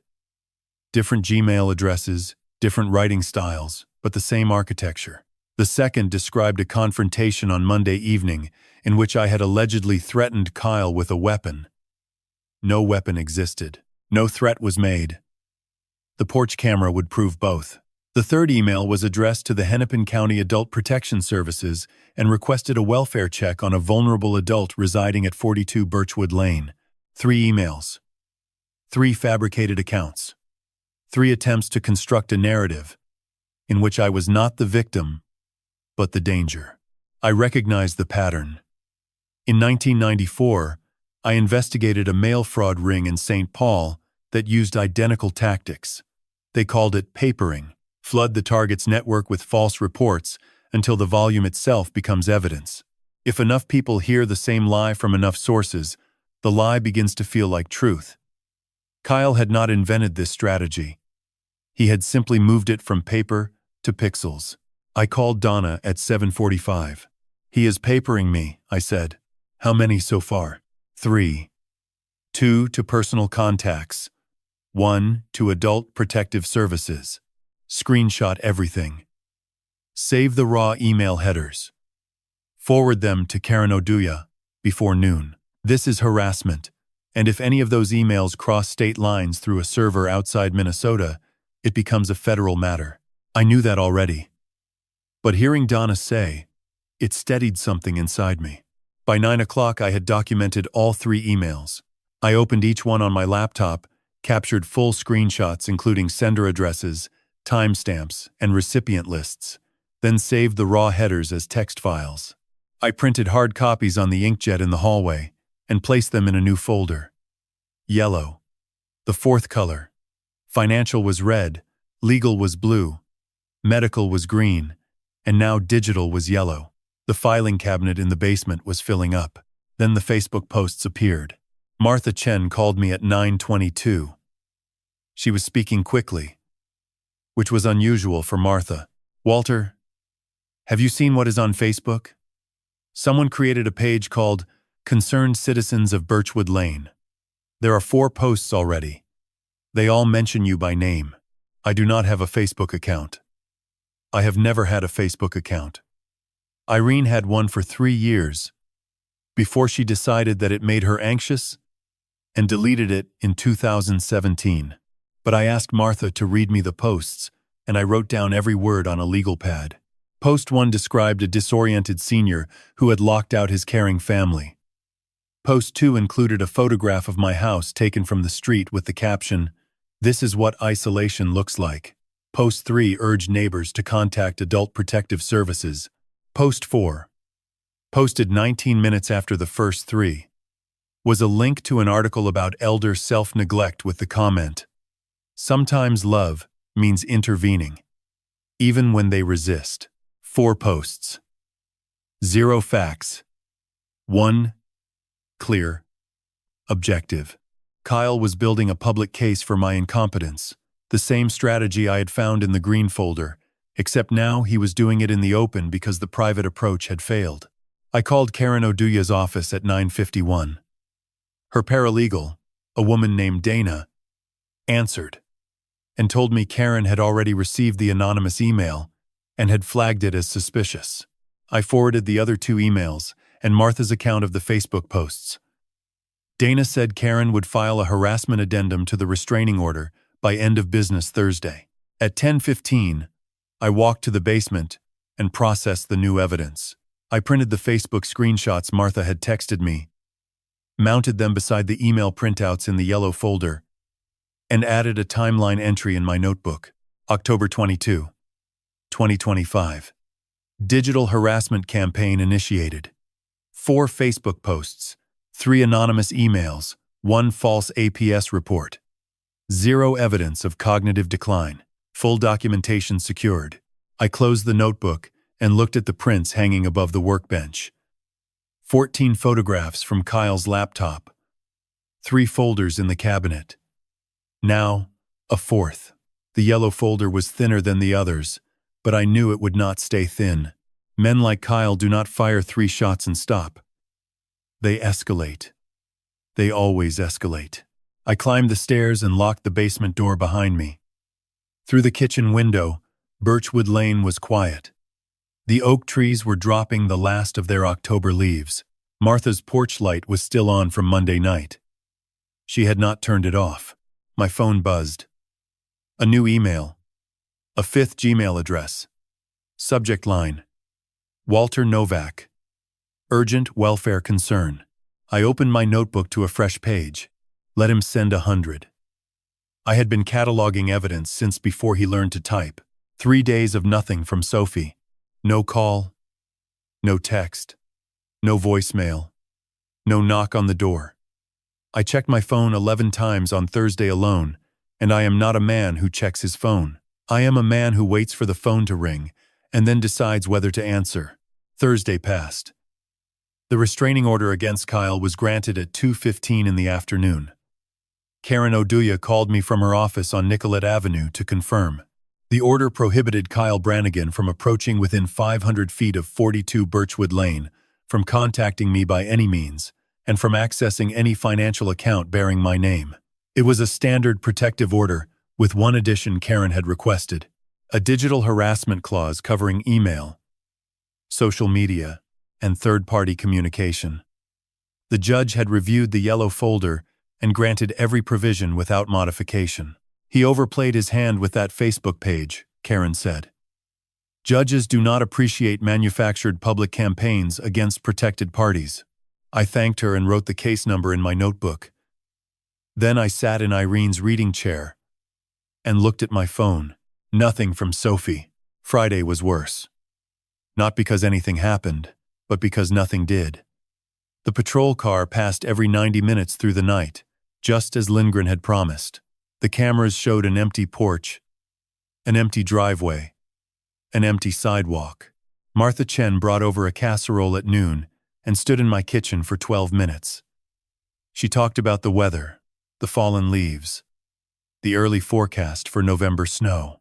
She did not mention Kyle or Sophie or the Facebook page. She was being kind, and kindness from a neighbor can feel heavier than silence from a daughter. I ate half the casserole and put the rest in the refrigerator beside Irene's wild rice soup, which I had not touched since Monday night. Saturday morning I developed the last roll of film I had exposed. Not evidence. Not Kyle's laptop screen. A roll of Ilford HP5 I had shot in September, before any of this began. 12 frames of the backyard. The birch trees along the fence. The garden bed Irene had planted in 2003. The stone path I had laid myself in 2015. 47 pavers, each one cut and leveled by hand over a single weekend. While Irene sat on the porch and told me every third stone was crooked.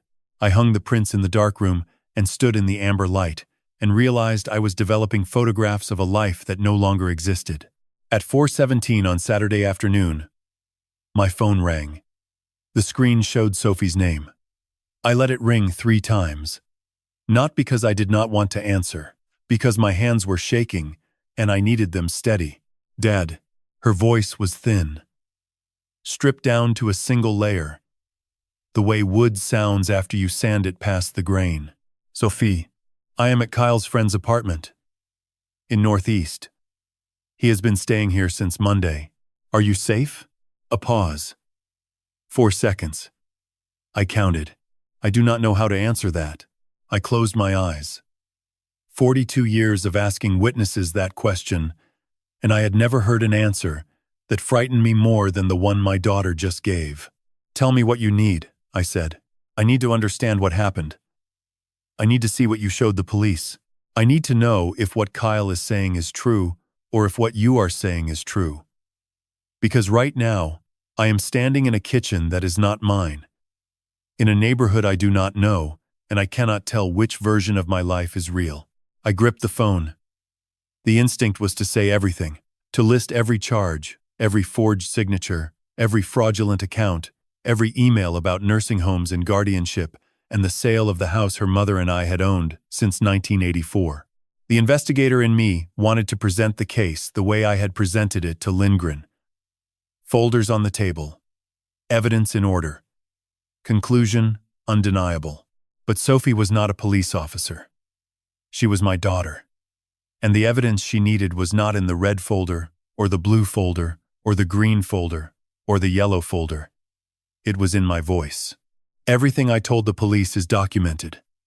Photographs, statements, financial records. You can see all of it. But I am not going to present a case to you, Sophie. I am going to tell you the truth, and then you are going to decide what to do with it. Silence. 6 seconds. Kyle says you are confused. He says the credit cards were for household expenses you authorized and forgot. He says the trust was your idea. He says you changed the locks because you are paranoid and the doctors would confirm it if you would agree to be evaluated. I let every sentence land. I did not interrupt. I did not correct. I let her hear the words out loud, in her own voice, and I waited for her to hear what I heard. Sophie, you are a software engineer. You debug systems for a living. You know what a fabricated log looks like. You know what happens when someone alters the timestamps. Come look at the original data. That is all I am asking. Another pause. 8 seconds this time. Not today, she said. I cannot come today. Whenever you are ready. The door is locked, but you have a key. You have always had a key. She hung up without saying goodbye. I sat in the reading chair with the phone in my lap and listened to the dial tone until it turned to silence. Then I listened to the silence for a long time after that. Outside, the first snow of the season was falling on Birchwood Lane. Light flakes, barely visible against the gray sky. They landed on the porch railing and melted before they could accumulate. November was 3 days away. I walked to the basement and opened my notebook. October 25, 2025. Contact from Sophie. First communication in 8 days. She is frightened. She is confused. She is listening to two versions of the same story. I put down the pen and added one more line. She called me Dad. Kyle Brannigan disappeared on a Tuesday. I did not know it immediately. Disappearances are not like explosions. They do not announce themselves. They are discovered in the spaces where a person used to be. In the unanswered calls, and the empty parking spot, and the silence that stretches 1 hour too long. Karen Oduya called me at 11:14 on Tuesday morning. Her voice had a different weight than usual. Not concern. Something sharper. Walter, I need to ask you a question, and I need you to answer carefully. Have you had any contact with Kyle Brannigan in the last 48 hours? None. The restraining order prohibits it in both directions. I have not attempted contact, and he has not approached the house. My cameras confirm this. Good. Because Kyle missed his scheduled appearance at the Hennepin County Courthouse this morning. His attorney has not been able to reach him since Sunday evening. The court has issued a bench warrant.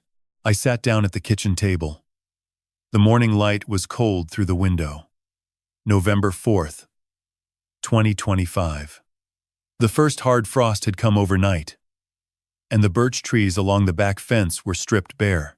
There is something else, Karen said. I received a call from Janet Morrison at Community Credit Union 30 minutes ago. Someone withdrew $12,000 from an account yesterday afternoon. The account was opened 3 months ago using your social security number and a mailing address that traces to the same post office box Kyle used for the change of address fraud. The withdrawal was made in person at a branch in Bloomington. Cash. The teller did not flag it because the identification presented matched the account holder's name. My name, I said. Your name. Your social security number. A Minnesota driver's license with your information and his photograph. I closed my eyes. $12,000. A fake identification card. A cash withdrawal from a branch far enough from Birchwood Lane that no one would recognize the face attached to my name. Kyle had not panicked. He had executed a plan. The kind of plan a man makes when he knows the walls are closing and the only exit is through someone else's identity. Janet has frozen the account and reported it to the fraud division. I have already contacted Donna Reeves to confirm this falls under federal jurisdiction. A forged identification used to withdraw funds from a fraudulently opened account using stolen personal information. That is identity theft, bank fraud, and potentially interstate flight to avoid prosecution if he has crossed state lines. He has, I said. I did not have evidence yet. But 42 years of chasing men who run taught me one thing. When they take cash and disappear on a Monday, they are already in another state by Tuesday. Karen told me she would update the restraining order file and coordinate with the Hennepin County Attorney's Office. I thanked her and hung up. Then I opened my notebook. November 4, 2025. Kyle Brannigan failed to appear at scheduled court hearing. Bench warrant issued. $12,000 withdrawn from fraudulent account in Bloomington using forged identification. Subject believed to have fled the state. I stared at the words. The ink was still wet on the page. I had written thousands of entries like this in 42 years, but the subject had always been a stranger. A name in a file, a face in a photograph. Not the man who had sat at my dinner table for 14 months, eaten my food, slept under my roof, and called my daughter sweetheart while he methodically dismantled my life. The phone rang again at 12:07. Sophie. Dad. Kyle is gone. Her voice was different from Saturday. The thin, sanded-down quality had been replaced by something raw. She sounded like she had been crying for hours and had passed through the other side of tears into a place where the body simply stops producing them. I know, I said. Karen Oduya informed me this morning. He took the car. He took our joint savings. He took his laptop and 2 suitcases, and he left while I was at work yesterday. I came home to an empty apartment. His clothes are gone. His phone goes straight to voicemail. Tyler, his friend, says he has not heard from him since Sunday. I listened. I did not interrupt. There was an envelope on the kitchen counter. Inside was a printed page. A divorce petition. He had already signed it. He wants me to file. I gripped the edge of the table. He left me a divorce petition on the kitchen counter, Dad. Like a utility bill. Like a note about picking up groceries. I let her speak.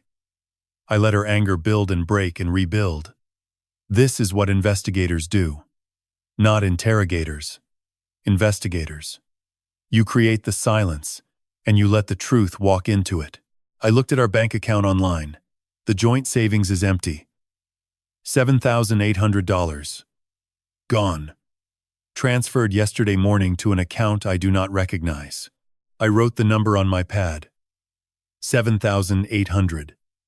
Added to the 12,000. From Community Credit Union. Kyle Brannigan had collected $19,800 in cash and transfers in a single day and vanished into the geography of a country with 330 million people and a highway system built for disappearing. Sophie. Where are you right now? I am at the apartment. Tyler's apartment. I do not have a car.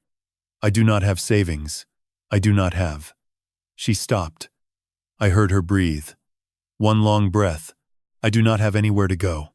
The sentence hung in the air between us, thin and sharp like the frost on the birch trees. Yes, you do. I said.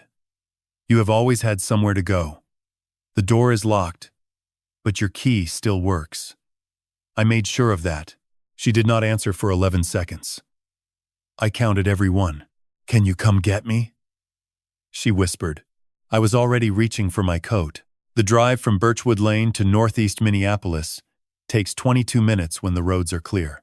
On a Tuesday night in early November, with the first frost hardening the asphalt and the streetlights casting orange columns through bare branches, it took me 19. I drove the way I used to drive to crime scenes. Both hands on the wheel. Eyes scanning 3 zones. Mirrors every 8 seconds. No radio. No music. Just the engine and the heater and the sound of my own breathing, steady and deliberate. The way Donna taught me during stakeouts in 1984. Control the breath. Control the mind. Control the mind. Control the outcome. I had not driven at night in 3 months. Irene used to say my night vision was the first thing my career took from me, and the last thing I would admit. She was right. The oncoming headlights bled wider than they should have. The lane markings softened at the edges, but I knew the roads. 41 years in Minneapolis teaches your hands the turns before your eyes confirm them. I turned onto Central Avenue at 7:38.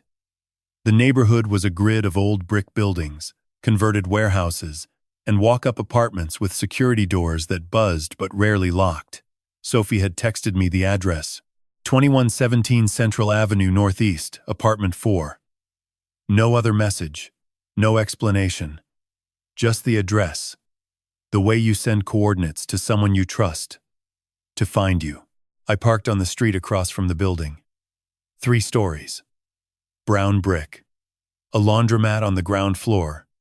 With a flickering neon sign that read, "Open in one color and nothing in another." The entrance to the apartments was a glass door beside the laundromat.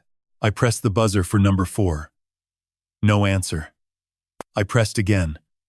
10 seconds later, the door clicked. The stairwell smelled like detergent and old carpet. I climbed to the 2nd floor, then the 3rd. Apartment 4 was at the end of the hallway. The door was open, 3 inches. A line of yellow light cut across the hallway floor. I knocked once. "It is me, Sophie." The door opened. My daughter stood in the frame wearing a gray sweatshirt that was too large for her and a pair of running shoes with the laces untied.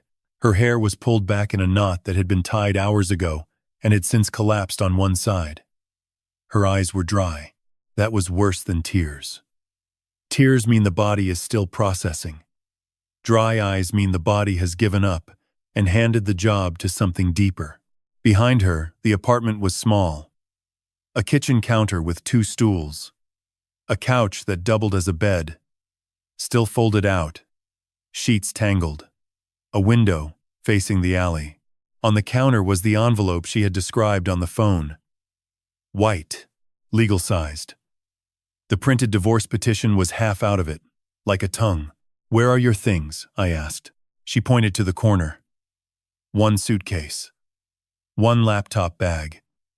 A winter coat draped over the suitcase handle. Everything Sophie Novak owned, that was not inside 42 Birchwood Lane, fit into a space the size of a kitchen chair. "Is there anything else in this apartment you need?" "No." "Then we are leaving." She did not argue. She picked up the suitcase and the laptop bag. I took the winter coat and held it open for her, the way I used to hold her jacket when she was 7 years old, and we walked to Minnehaha Falls on Saturday mornings. She put her arms through the sleeves without looking at me. I zipped it to her chin. We walked downstairs in silence. The laundromat's neon sign buzzed as we passed. The street was empty. I put her suitcase in the trunk of my car and opened the passenger door. She sat down and pulled the seatbelt across her chest and stared through the windshield at the brick wall of the building across the street. I started the engine. The heater filled the car with warm air that smelled like dust and old vinyl. I had not cleaned the interior since September. We drove 3 blocks before she spoke. "I saw the emails, Dad." I kept my eyes on the road. Kyle's emails. The ones he sent before he left. He forwarded copies to himself on a backup address. And he left the laptop logged in. I think he wanted me to see them. I think it was his way of showing me what he had done. So I would know there was no point in fighting. I said nothing. I let the silence do its work. He wrote to Dr. Ames in August. 3 months before you found the laptop, he had been planning the competency evaluation since summer. He had a timeline, a schedule. Step 1.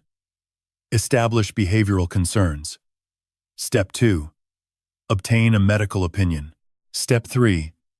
File for emergency guardianship. Step 4. Sell the house. He wrote it out like a project plan, like a product launch. Her voice cracked on the last 2 words. Not with sadness, with disgust. The kind of disgust that "I should have seen it," she said. "You are a software engineer, Sophie. You look for bugs in code. You do not expect to find them in the person sleeping next to you." She turned her head toward the window. The streetlights moved across her face in slow orange intervals.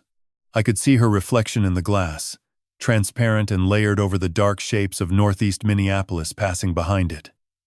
She looked like a double exposure. 2 versions of my daughter, occupying the same space, neither one fully solid. We crossed the Hennepin Avenue Bridge at 8:09. The Mississippi was black below us, moving south the way it always does, indifferent to the lives unfolding on its banks. I had crossed this bridge 6,000 times in 41 years. Tonight it felt longer. Sophie reached across the console and placed her hand on my forearm. She did not squeeze. She did not speak. She just rested her hand there, light as a photograph laid on a table. We drove the rest of the way home in silence. The porch light was on. I had left it on. The Medico deadbolt turned 5 times, and the door opened, and the warmth of 42 Birchwood Lane reached out and pulled us both inside. Sophie slept in her old room that night. The room had not changed since she moved out at 22. Same white curtains Irene had sewn in 2009. Same bookshelf with the engineering textbooks she never took with her. Same crack in the ceiling plaster that I had promised to fix every spring for 13 years and never did. I stood in the doorway and watched her pull the blanket to her chin the way she did when she was a child. She did not say goodnight. She closed her eyes and turned toward the wall, and within 4 minutes her breathing changed. Deep. Slow. The breathing of someone whose body had finally found a place it recognized. I closed the door halfway. Not all the way. I have not closed a door all the way in this house since Irene died. The next morning I woke at 5:20 and went downstairs. Sophie was already in the kitchen. She had made coffee. 2 cups. 1 black for me, 1 with milk for her. She remembered. 6 years of living somewhere else, and she still remembered that I take my coffee black and that the mugs are in the cabinet above the toaster, not above the sink where every visitor guesses first. We sat at the kitchen table and drank in silence for 6 minutes. I counted. Not because I was measuring, because silence between two people who love each other has a rhythm, and I wanted to know if ours was still intact. It was. "I want to see the folders," she said. "I brought them from the basement." Red, blue, green, yellow. 4 folders on the kitchen table where Irene used to spread the Sunday newspaper. I opened each one and let Sophie read at her own pace. I did not narrate. I did not explain. I did not point to the evidence the way I had done with Lindgren. Sophie was not a police officer, and she was not a jury. She was the woman who had shared a bed with the man described in those pages, and she deserved the silence to process that truth without my voice shaping her reaction. She spent 41 minutes on the red folder. The credit card statements, the forged signatures, the applications submitted with my social security number. She held my actual signature beside the forgeries and moved her eyes back and forth between them, the way a programmer scans 2 lines of code looking for the misplaced character. The blue folder took 23 minutes. The forged trust. The change of address form. The realtor correspondence about the $870,000 valuation. When she reached the email between Kyle and Vanessa Park, the real estate agent, she stopped reading and pressed both palms flat on the table. "He was going to sell our home," she said. Not a question. A statement. The first time she had used the word "our" since she arrived. The green folder took 9 minutes. The emails to Dr. Richard Ames. The fabricated symptoms. The guardianship timeline. She read the 4-step project plan that Kyle had written, the one she had described in the car last night. And this time she did not crack. She read it with the stillness of someone who has already broken and is now examining the pieces. The yellow folder took 7 minutes. The anonymous emails. The Facebook screenshots. The false report to Adult Protective Services. When she finished, she closed the folder and placed her hands in her lap. "I owe you an apology that I do not know how to make," she said. "You do not owe me an apology, Sophie. You owe yourself the time to understand what happened." She looked at me. Her eyes were wet for the first time since I picked her up. Not crying, just wet. The surface tension holding. "He was so convincing, Dad. Every single day. He had an answer for everything. When the mail stopped arriving, he said the post office was unreliable. When you mentioned money, he said you were repeating yourself. When I noticed things that did not make sense, he told me I was overthinking. And I believed him. Every single time." I reached across the table and closed the 4 folders. Stacked them neatly. Red on the bottom, yellow on top. "Sophie, I spent 42 years investigating people who make a living being believed. Con artists, fraud operators, identity thieves. The best ones do not succeed because they are smarter than their victims. They succeed because they understand that trust is a door. And once you are inside, nobody checks your identification again." She nodded. One small movement. That afternoon, Karen Oduya came to the house. She sat in the living room with Sophie and explained the legal landscape. The restraining order was active. The bench warrant for Kyle's missed court appearance was in the system. The identity theft and bank fraud cases had been referred to the United States Postal Inspection Service, which meant federal agents were now involved. The fraudulent accounts had been flagged across all 3 credit bureaus. The $12,000 withdrawn in Bloomington was being traced. Karen then placed a document on the coffee table. A petition for a protective order with extended provisions covering Sophie as well. She explained that if Sophie signed, the order would prohibit Kyle from contacting either of us, accessing any shared financial accounts, or approaching any property associated with the Novak family. Sophie signed without hesitation. Her hand was steady. The pen moved in clean, deliberate strokes. Karen left at 3:45. Sophie and I stood in the kitchen. The coffee from the morning was cold in our mugs. Through the window, Birchwood Lane was gray and still. The birch trees were bare. Martha Chen's porch light was on. "I want to see the darkroom," Sophie said. I led her downstairs.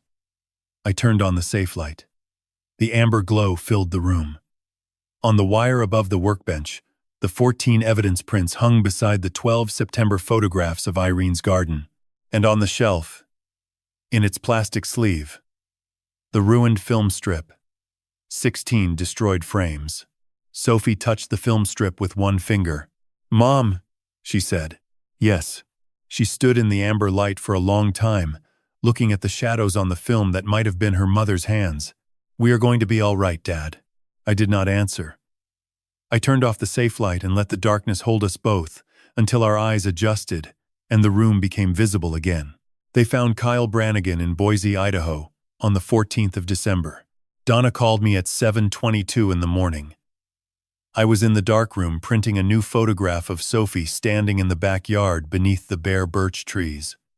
She had asked me to take it the day before, the first photograph anyone had asked me to take since Irene died. "They have him," Donna said. Boise field office picked him up at a motel on West Fairview Avenue. He was using a prepaid phone and a Nevada driver's license under the name Kevin Burgess. Cash only. No credit cards. He lasted 40 days. 40 days. In my experience, that is above average for an amateur. Most runners with no criminal background are located within 2 weeks. Kyle had made it to 6 because he understood one thing most fugitives do not. Stay offline. No email.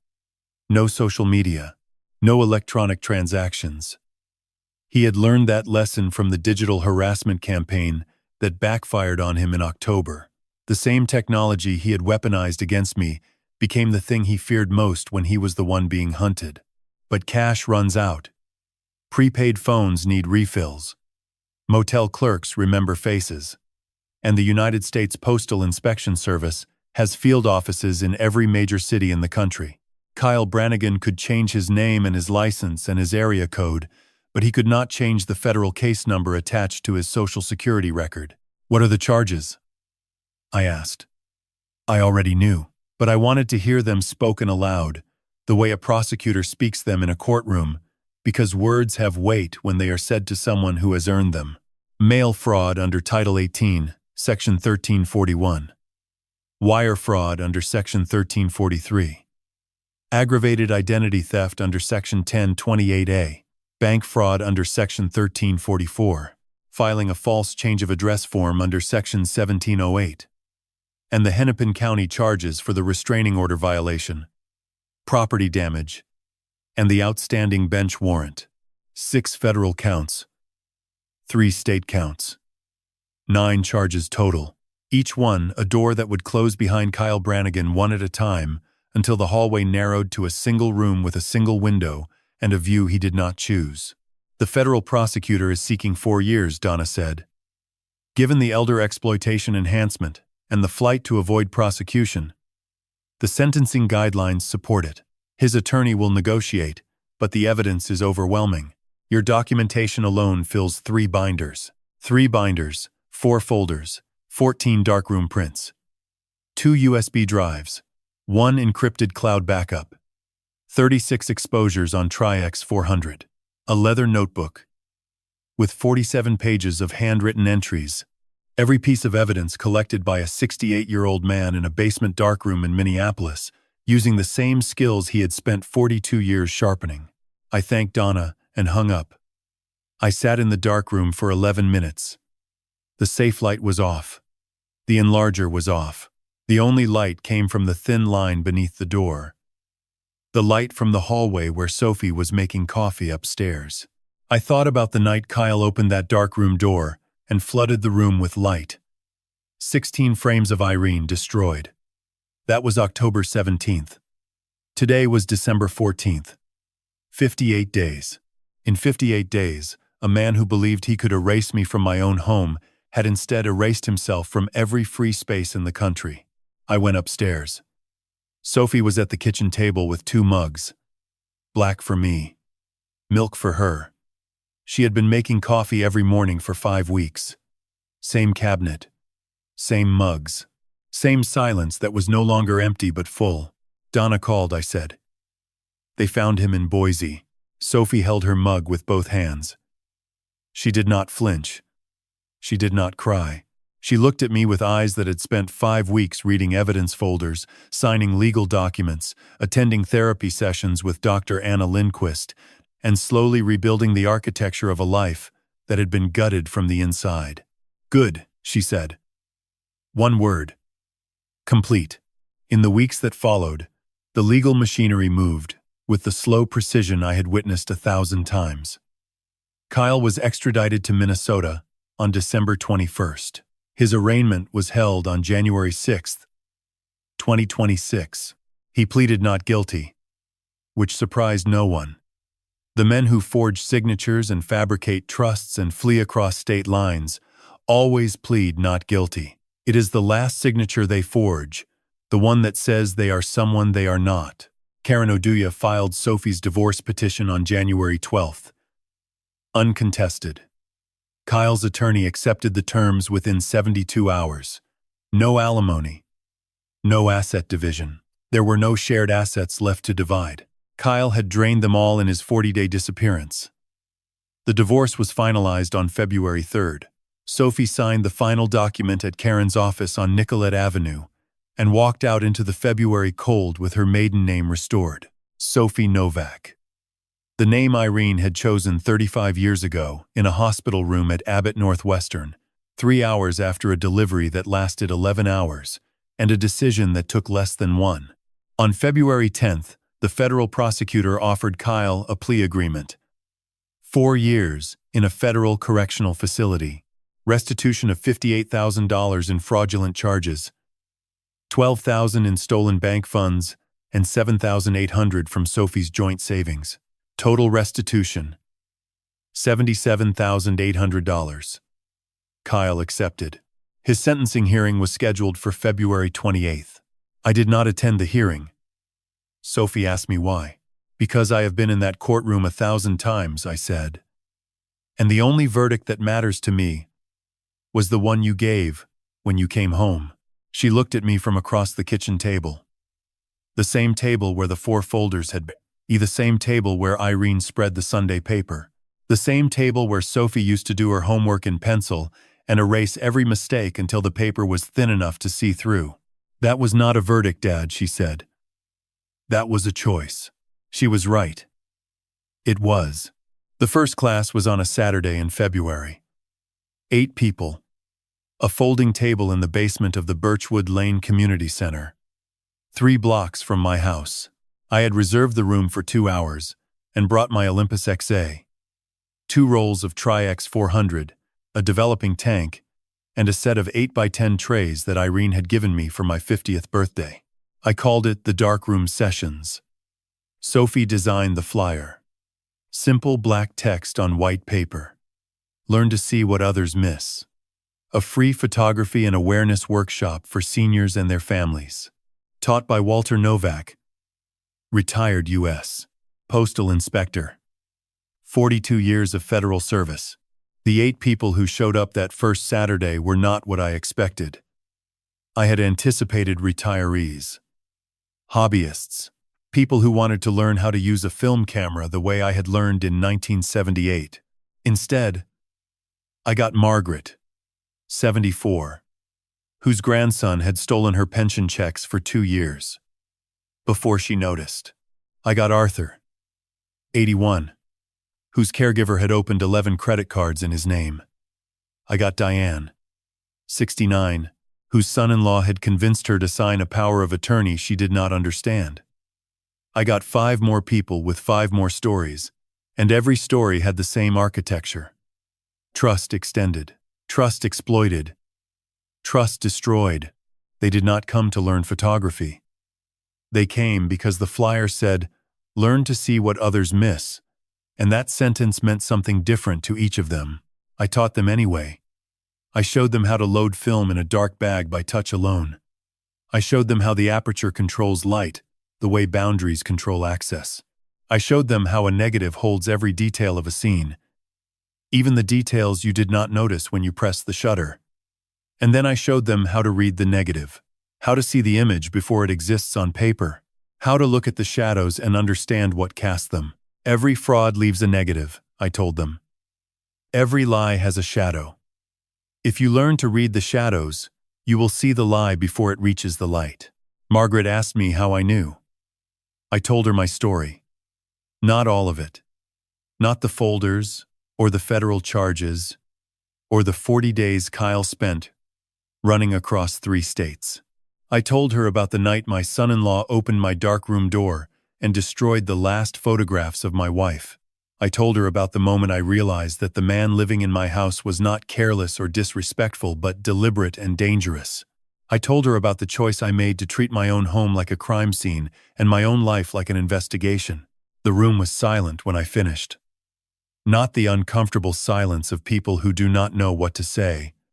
The deep silence of people who recognize their own pain in someone else's voice. Arthur spoke first. I wish someone had told me to look at the shadows. Someone is telling you now, I said. The second session had 14 people. The third had 21. By March, I had moved the class to the main hall upstairs because the basement could no longer hold everyone. Sophie helped me set up chairs every Saturday morning. She had started therapy with Dr. Anna Lindquist in November, twice a week, and by February she had begun sleeping through the night without waking at 3 in the morning to check the locks. She told me once that the sound of a deadbolt turning used to comfort her, but now it reminded her of everything that made the deadbolt necessary. Dr. Lindquist called that progress. I called it my daughter finding her way back to a door she could leave open. Donna drove down from Duluth for the 4th session. She stood in the back of the room with her arms crossed and watched me teach 26 people how to develop a roll of film. Afterward, she found me in the hallway. You know what you are doing, right? She said. Teaching photography. You are building a case file for every person in that room. You are teaching them to document, to observe, to preserve evidence, to trust their instincts. You are turning civilians into investigators. I looked at her. 35 years of friendship. She knew me better than I knew the chemicals in my own darkroom. Someone should have taught them before they needed it, I said. She nodded. That is why it matters. On the last Saturday of March, I developed a new roll of film in front of the class. 36 exposures I had shot that week. Sophie in the kitchen making coffee. Martha Chen's porch light at dusk. The birch trees with their first spring buds. The front door of 42 Birchwood Lane. 5 Medico deadbolts visible in the frame. And the last exposure on the roll. Frame 36. A photograph of the darkroom shelf, where the ruined film strip still sat in its plastic sleeve. 16 destroyed frames of Irene. 16 moments I would never recover. I hung the print on the wire and let it dry under the safe light while 30 people watched. This is where my story started, I said. A roll of film that someone destroyed because they thought it did not matter. But it mattered. It mattered because it was mine. My memories. My home. My name. And when someone tries to take those things from you, you do not ask for permission to fight back. You document. You preserve. You protect. And then you hold the negative up to the light and let the truth develop. The room was quiet. Then Margaret, 74, the woman whose grandson stole her pension, began to clap. Arthur joined her, then Diane, then the rest. 30 people in a community center in Minneapolis, applauding not for me, but for the idea that their stories were worth protecting. Sophie was standing by the door. She was crying. Not the dry-eyed stillness of November. Real tears. The kind that mean, the body has started working again. I looked at her across the room. My daughter. Irene's daughter. Standing in a doorway with the light behind her. Exactly the way her mother used to stand when she watched me work. I raised my camera. She smiled. I pressed the shutter. If this story meant something to you, share it with someone who needs to hear it. Subscribe, leave a comment, and remember, your story matters. Protect it.